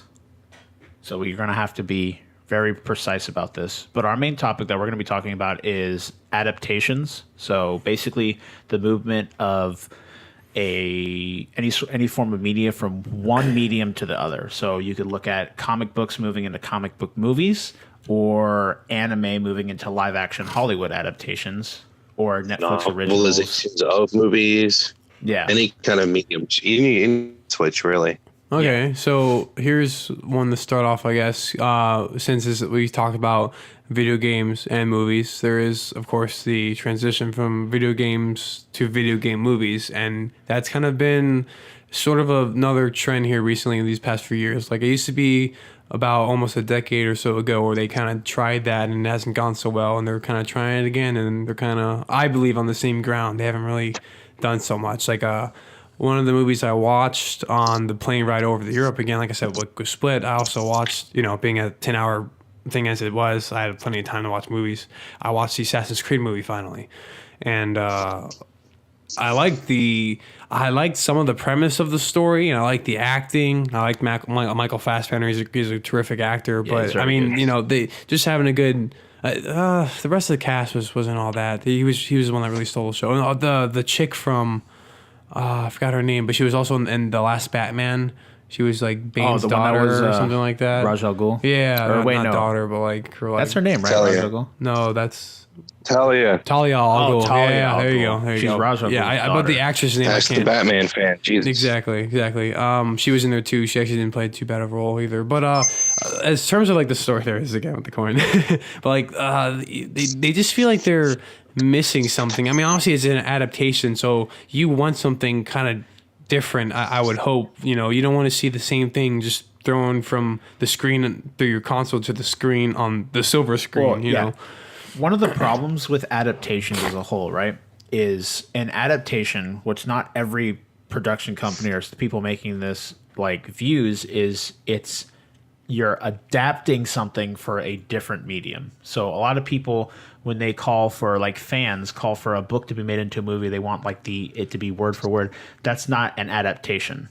That's a copy. You're taking the story and you're adapting it for a movie medium or a TV show medium. So there's obviously changes that have to be made in order to. Sometimes, dude. Sometimes, not always.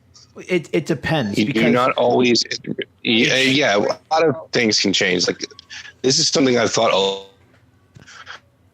Me, I'm super critical on things. To an extreme.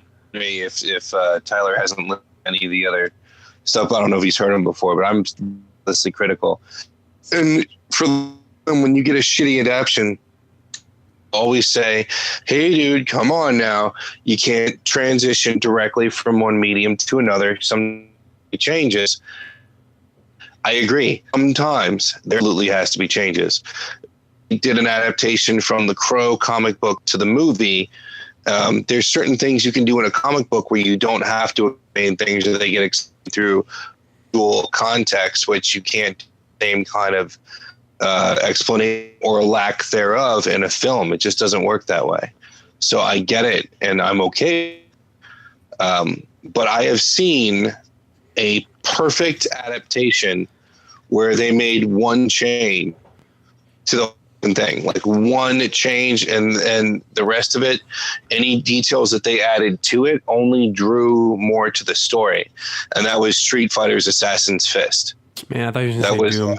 No, it was fucking I terrible. didn't watch no. The Mortal Kombat movie, anybody? That one too. Detail in Street Fighter 4 that's when Ryu got his red headband.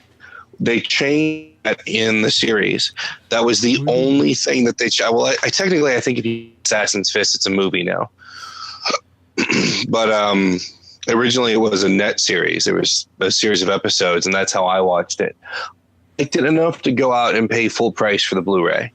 It was excellent, and it's really, really good. And it is an example of how to do an adaptation perfect.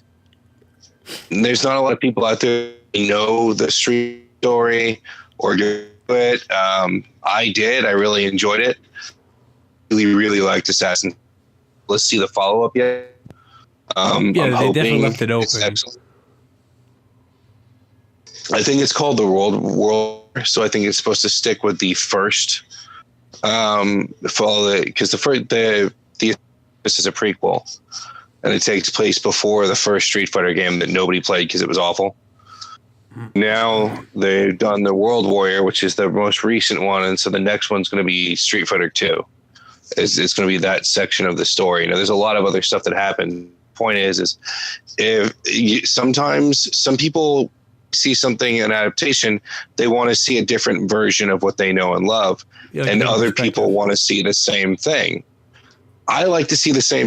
One of those guys that I'm addicted to canon. I like it when people break canon. That drives. Yeah, I deja vu now. I was listening to the other podcast and I heard you talking about canon a lot, and so yeah, it seems you are a man who really likes the linear, true to itself, and not going off the road or off the path. Like you like it as it is, right? Yeah. Now, bear in mind, Marvel changed everything, but they did it in such a way where they stayed true to the characters completely.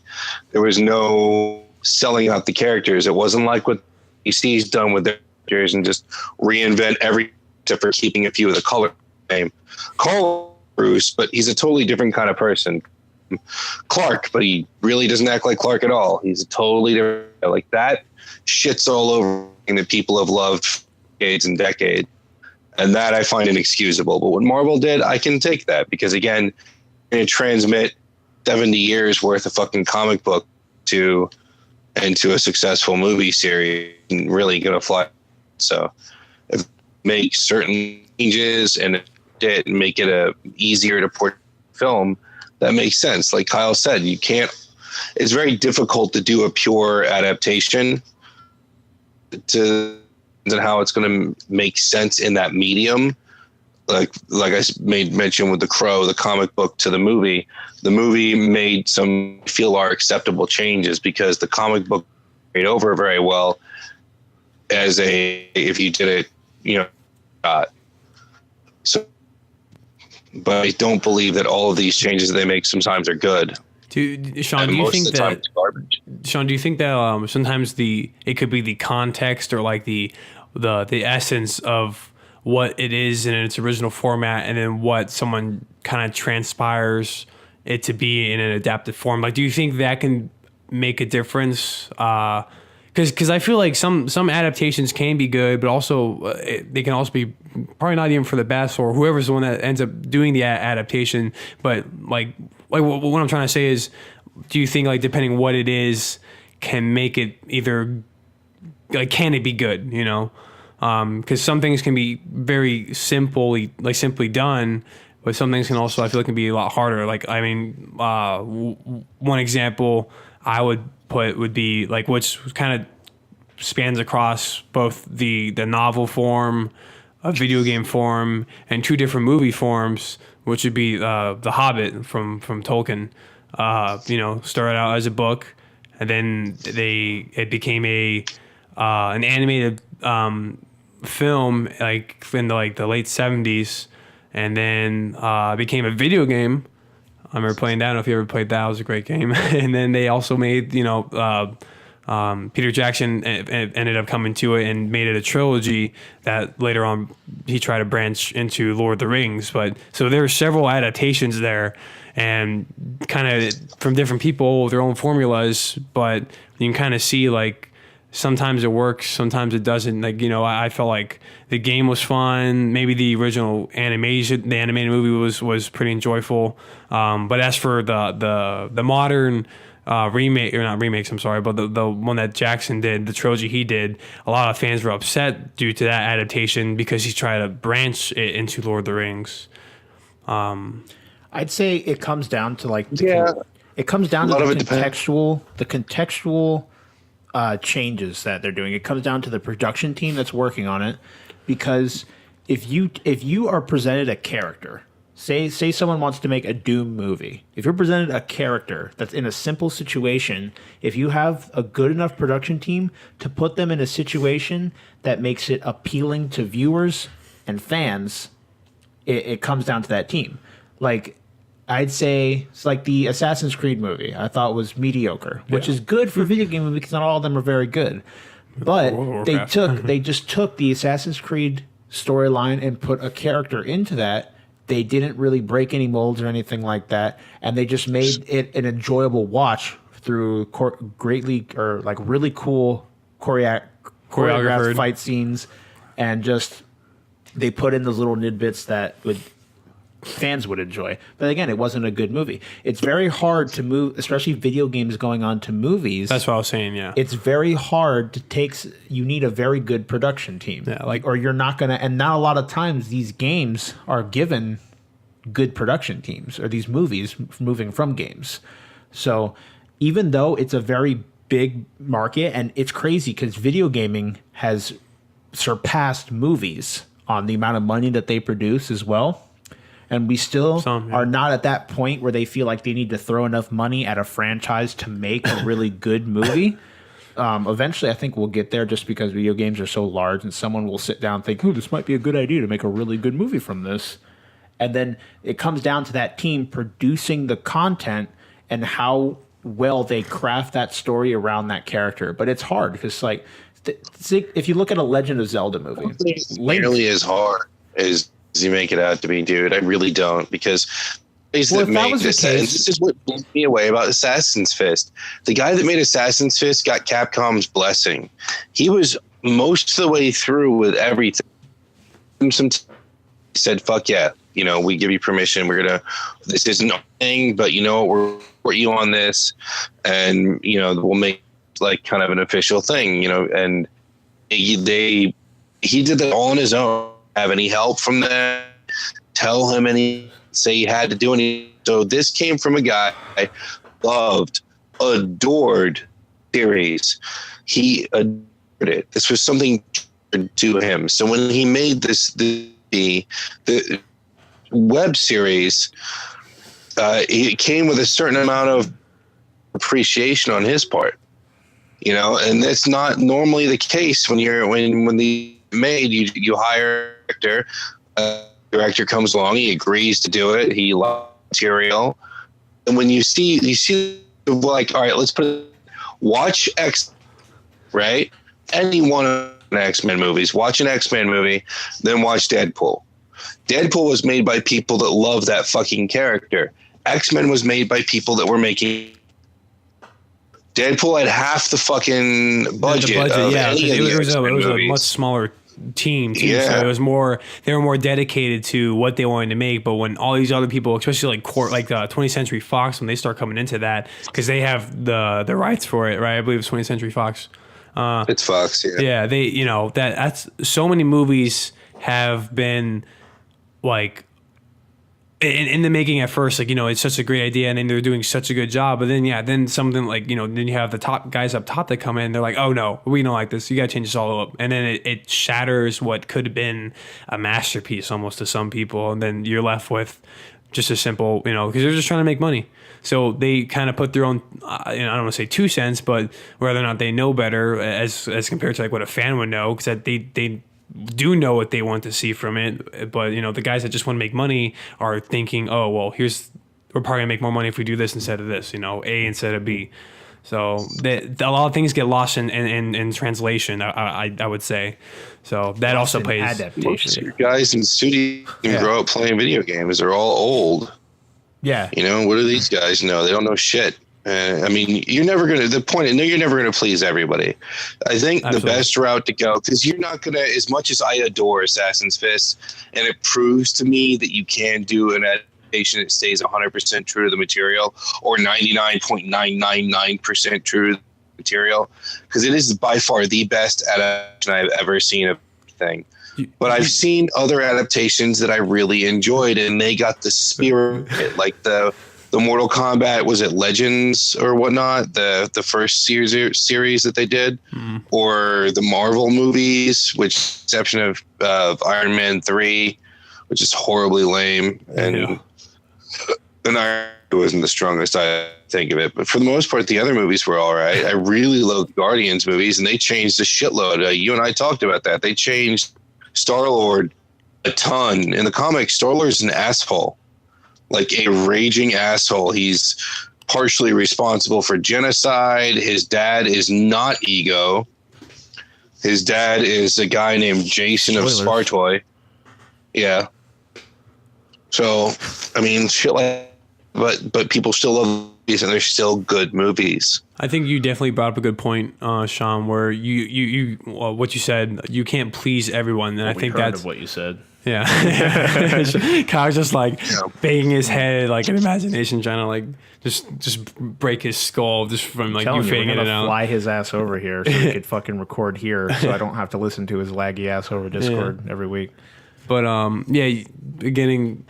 again, like you can't please everyone. So I think the moment you choose to attempt to try and please people to like your adaptation, or to try to like do something like that, then you probably lose your like the originality in it. And like sometimes you go for what's best, and you go with the original idea that you had, because that's what brought up the whole reason to adapt in the first place. And then sometimes when you decide to change it for the better of other people, I think for the most part, depending on certain industries, like you definitely lose its like the fullness of it, not the best quality. Yeah, that flair. Mm-hmm. Yeah, it's that firework. It's crazy because it's weird to think with a medium. A lot of times in adaptations, you're trying to build the feeling that those characters in the story provide, but sometimes depending on how which is why I feel adaptations can become very difficult, is if you look at certain games and the way they portray their story, it's done through gameplay, and that becomes a very hard thing to transition to something where it's completely 100% scripted compared to a player walking in an environment.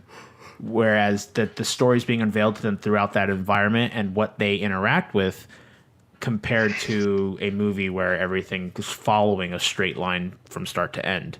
That's cool. We need interactive movies. I wonder how that would work. It probably would. Tyler up a good point that goes right in saying, though, and that is when you have more than one force in there saying this is what we need to be doing, when you have a producer telling you what to do, a director telling you what to do, studio head what to do, you have conflicting visions going on. Like that kind of garbage just fucks up. That's what killed Super Mario Brothers and so many other movies. And there are some movies that people just like. I really enjoyed. I still love Super Mario Brothers. I thought the movie was fun. I don't really give a shit. But I loved Prince of Persia, and I thought they could to make that movie feel fits in the universe, and Jake Gyllenhaal, all this parkour shit to make it fucking fit right. And I played the Prince of Persia game, loved them. I didn't see anything wrong with that fucking movie, but people went hard to me. I really enjoyed it. No, fuck what other people think. Yeah. It's always going to be that way. I think ultimately you need to try and do what you did. And stay true to your source material as much as you can in terms of the spirit of it's not necessarily the story, but the spirit of the game needs to hold true, and that's something DC did not do. They shit all over their characters. This guy's a grudge against DC. He talks about I fucking love Batman, but they fucked it. No, don't you love Batman? Which Batman? They fucked it up bad. Christopher Nolan Batman is bad? Batfleck. No. I'm talking about the cinematic universe. They Oh. big time. Oh yeah. They really fucked it up. Like was gonna Clark go see isn't Wonder Woman after Clark. this. Wonder Bruce Woman's I've isn't heard is really Bruce. good. None of them Yeah. act like that. Like Wonder Woman looks like how Iron Man was to kick off the Marvel universe, and I've then heard Yeah, it was- Wonder Woman actually that's what it feels looks good. like. I've heard that it was good. It's not just like a lot of problems that people have with having like a female lead in things in general is that they're made to look strong because the men around them look weak, and it feels of like a weird pussies. comparison. But in this movie, you have two strong leads that one is a man and one is a woman. They're both strong in their own ways, and they help each other. And a lot of people are saying that's very progressive when it comes to a lot of movies that deal with this because of that interaction, and it makes it feel like that strength is amplified because these two interacting characters share that. So I've heard it was good. I've heard it was, and I hope this kicks off because I like DC superheroes. I hope it kicks off. I want to they give it hope. Better movies. I want to hope that it gets well. Yeah, now that what's his face is kind of off the whole DC project. Now he's kind of The previous creative director, I don't remember his he name. did like Watchmen and all Dumbo. that. He That's all did. cost. I liked Watch. Yeah, no, but who's the director? Sean, you just like Watchmen because you got to see a blue penis. Crap, I can't remember his freaking name now. That He actually, he recently backed down because there was an issue. Zach. Yeah, there you go, Zach something, Zach. I almost said Snyder. Gordon. No, Zack Snyder. Was That's it right. Snyder? No, it is Zack Snyder. Zach Snyder. You're right. Is it? Yeah. Zack He's, Snyder. he's just a director. You're thinking that Rob Schneider, one- probably. Rob Schneider. Rob Schneider. I Yeah, thought no, we were if- talking about the No, dude Zack- that does all of the. The DC stuff was Zack Snyder. He was like, He's just a director though. yeah, but he was like directing like did all the DC Grid, stuff. and then he did he did Watchmen, and those were both excellent. I've Watchmen hated was everything actually he's really touched good. I since like then. See, the thing about Zack Snyder is he's really good at creating like visually stunning movies, but when it comes to like the other substance, it kind of falls flat, and you're just like, I'm just Yeah, storyboard. That was 3 times. I'm sorry, Kyle. You can It's smack okay, me if it's you not like. a problem. All right. We've already talked about investing in electric clamps to put on nipples, so especially Shawn. Yeah, yeah. When's that part? The podcast? No, is that after the podcast? Yeah, that's Is it the for post-podcast? our first hentai episode we're recording after this. All right. No, I'm Okay, just can't fucking wait. around. We should do that, dude. I'll get I'm the telling strap you, on. if any person in the comments tells me yes to the hentai episode, we are doing it. Well, I feel like Kyle's gonna make a fake YouTube account, go sign on, look at the podcast, and type I'm gonna make the I'm pretty podcast. be the one. He I'm gonna said make the that last- podcast. Mentioned it too. I'm gonna Yeah. make the podcast YouTube channel. Yeah. Like put a comment saying yes to the hentai episode. Yeah, exactly. And then I'm gonna pin it. Oh man. So, yeah, adaptations. Yeah, They're adaptations for a reason. You never expect that final product to be how it was to its original format. And Yeah, I'd say you know, always to if go. you have a problem, go fuck yourself. I'd say always to go. Don't tell the people go fuck themselves. I'd say to always go into an adaptation Tell with people. with the mindset that it is an adaptation. So you're not getting your source material. You're getting that world and story presented in a way that's built for the medium you're viewing it in or whatever. Like when I went to go see Ghost in the Shell, or even the people with all I didn't see that. the bullshit with like problems with like anime being turned into it. Now this I can't go super. I have a lot to say about this. Like we've talked about it before, but I can't go super in depth because we're running low on time or short on time. But they're taking it and they're like for the Death Note thing. It's being adapted into an American TV show. Right? yeah. So it's being set in an American town Forgot about that. with American people, with a pretty diverse cast. If you look about, they do have You still like talking about that? your token black guy and stuff like that. But Just play bass. Pretty People have- diverse cast with your token black guy. That was Yeah. the most racist the thing. thumbs up from Kyle. So Yeah. you've got to go into these saying that they are adapting it for an American audience. They aren't making it for the source materials audience. They're trying to bring the story to being told in a specific way where it can be for American they're trying to bring in more people. The culture, like that Western culture spin on it, which can actually go into a lot of how like all the issues are now, like especially with that too. Like I said, with Ghost in the Shell, with they're casting Scarlett Johansson, a lot of the Asian population in the community were upset because they were expecting to be an Asian, but it's like again, it's also an adaptation. It's an Americanized. Well, the thing with that, there's two sides to that. Is the fact that from one side, if you're angry about it, it's because she is technically the major, who is a Japanese. These are all air quotes the whole time. Listen, I'm explaining. Kyle's air quoting with both fingers. So we have one side where the major, who's technically a Japanese woman, but they actually interviewed the director, the gentleman that made the original Ghost in the Shell, and he said he has never viewed the major as a Japanese woman. She is a cyborg, so she does not have to have the appearance of a Japanese woman. And I understand from the person's side is it's being done in a somewhat Japanese style area that it'd be nicer to have someone from the Japanese community to play that role to get more like popularity for being an actor. And stuff like that. Stop whitewashing.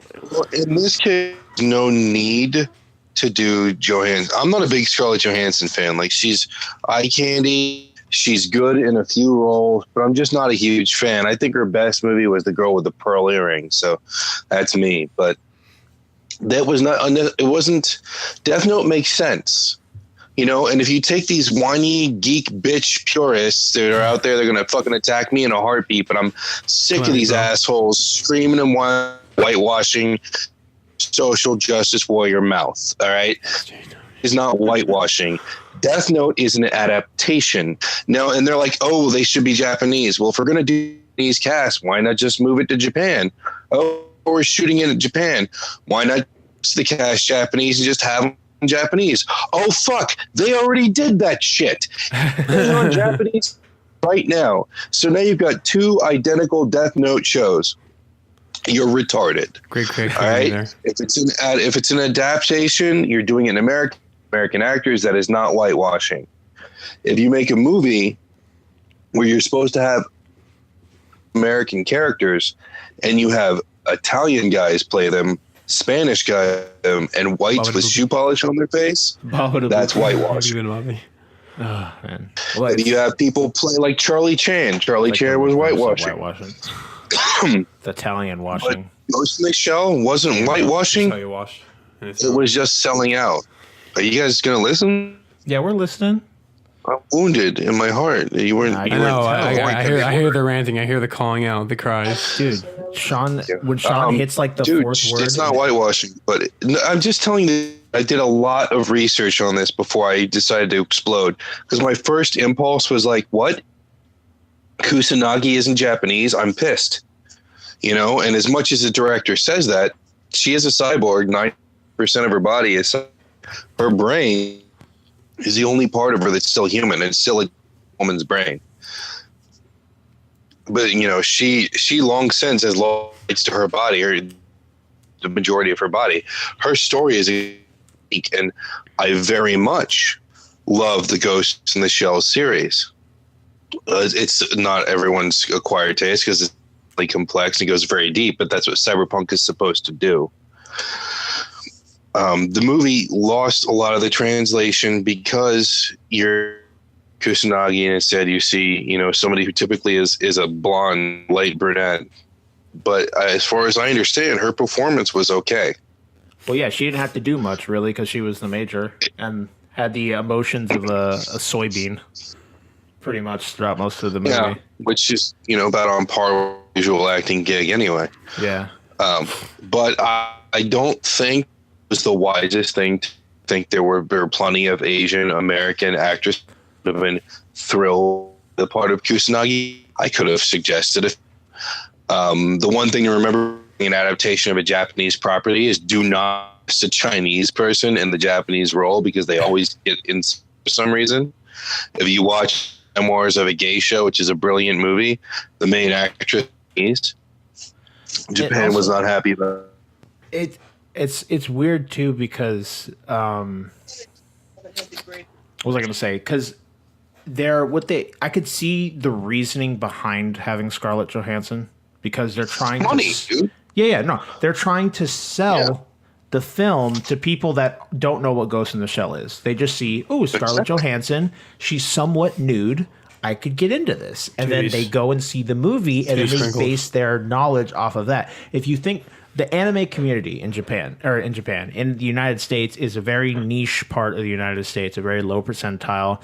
And what they're trying to do, I could see it with an anime adaptation. They've had plenty of times where they've tried something and it hasn't done well, and not because of the quality. Well, the quality of the movies have been pretty shit, but there's not enough people going to see it because no one cares because it's an anime adaptation. I could see the reasoning behind Scarlett Johansson, because they're trying to pull in people that won't go see it just because of the name Ghost in the Shell, but because it looks like a somewhat cool sci-fi with Scarlett Johansson on the front of it. I can see the reasoning behind that. Now, I don't think it technically. She's a ticket.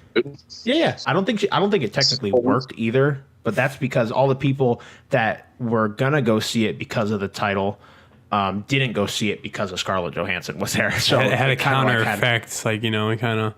Yeah, and I'd say it's a good enough excuse. You know, like, you really can't. As much as I didn't, what they did with it, you cannot criticize fucking going with Scarlett. And they could have done better, but that they could have done worse too. Yeah, I think that the movie itself was a good adaptation. I thought it was the effects that they had on it was cool. They somewhat did an okay job of telling the story. They presented it in a more condensed manner that had a more an actual ending compared to the first one, because the first one continues on, obviously. And this wasn't going to leave you with something at the end of it, because I don't know how confident they were in making a second one. So, I mean, if you like Ghost in the Shell, I don't think it did that well. It has a lot of like odes to the first one. Certain scenes are the same, and it's cool to see that in a live action. You get that kind of girly schoolgirl feeling because you're seeing something that you love portrayed in a live action manner. Ooh, that was my girly gaiety. Not giggly schoolgirl impression. So I really wanted to see a live action Japanese version of it, to be honest. An American version, even if they changed the genders of everyone else, I really wanted to see a Japanese Kusanagi. But I say that this is not whitewashing. Whitewashing is actor with the express intent of the other ethnicity being unacceptable. And not what happened here. Is that what that is? Yeah. You know? I think it's also the dude that they enlisted to play Bato did an excellent job as Bato. He looks so fucking cool. He looked just like him, and I'm like, whoa, that's awesome. But okay. This was not a case of race. They weren't taking somebody out just because somebody who has slanty eyes isn't sellable in a movie. It's not what was going on there. Yeah. You know, this was not the case of Charlie Chan. This wasn't the case of 90% of your Cal Westerns where they weren't played by Native American. It has nothing to do with that. Anybody who starts fucking waving their SJW flag about whitewashing needs to fucking go and educate themselves. Watch The King. Watch any of the old turns. Any of those old, like what was it? The Lone Ranger, where his sidekick was a white dude. Tonto was a white dude. What are you Jesus Christing?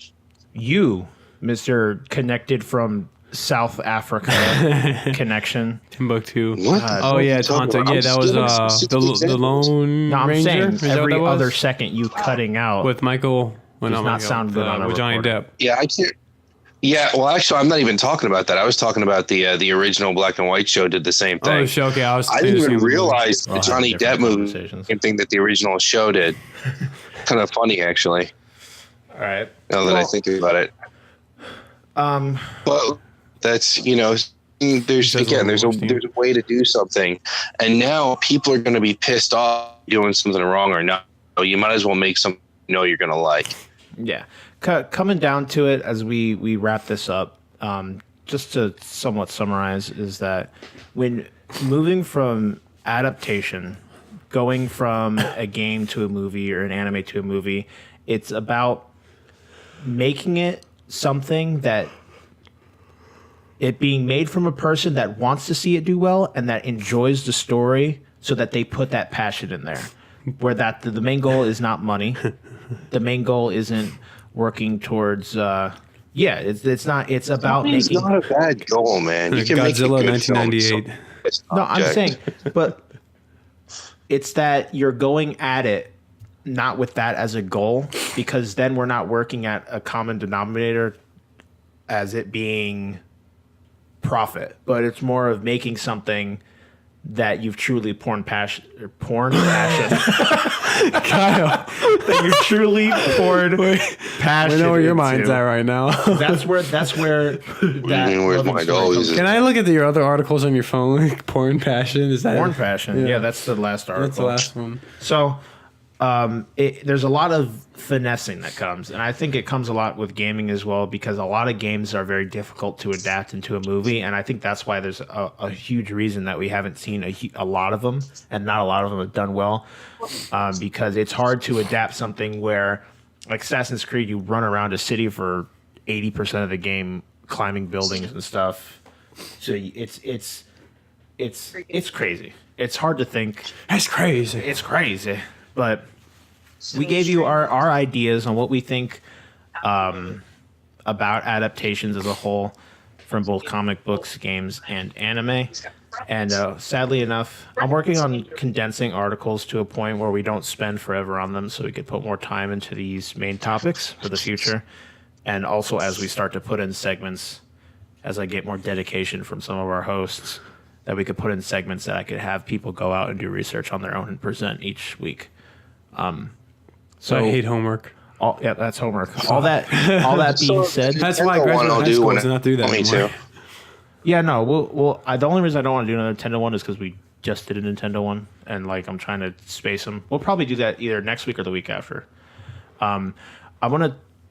Okay, we're gonna go ahead. Like I said, we're gonna go ahead and wrap up this episode. All of you out there, you beautiful people, everyone listening to us, that you want to hear more of our content, go ahead and hit subscribe. Click that bell. You could find us. Shawn was on board with that. You could currently find us on Google Play. We are working on getting on iTunes. For some reason, it's taking them forever to review our podcast, probably because Shawn is a dummy. And then, Hey, that's my friend Shawn. You can't say those things. so we're also, like I said, you're either listening to us on Google Play or you're viewing us on YouTube. Go ahead, check us out on the other platforms, whatever one suits you better. But we're all working on getting ease of access to you guys, so you can listen to us without it being annoying. Leave us some feedback in the comment section. Anything you want to tell us. We also have a Discord that will be in the description below.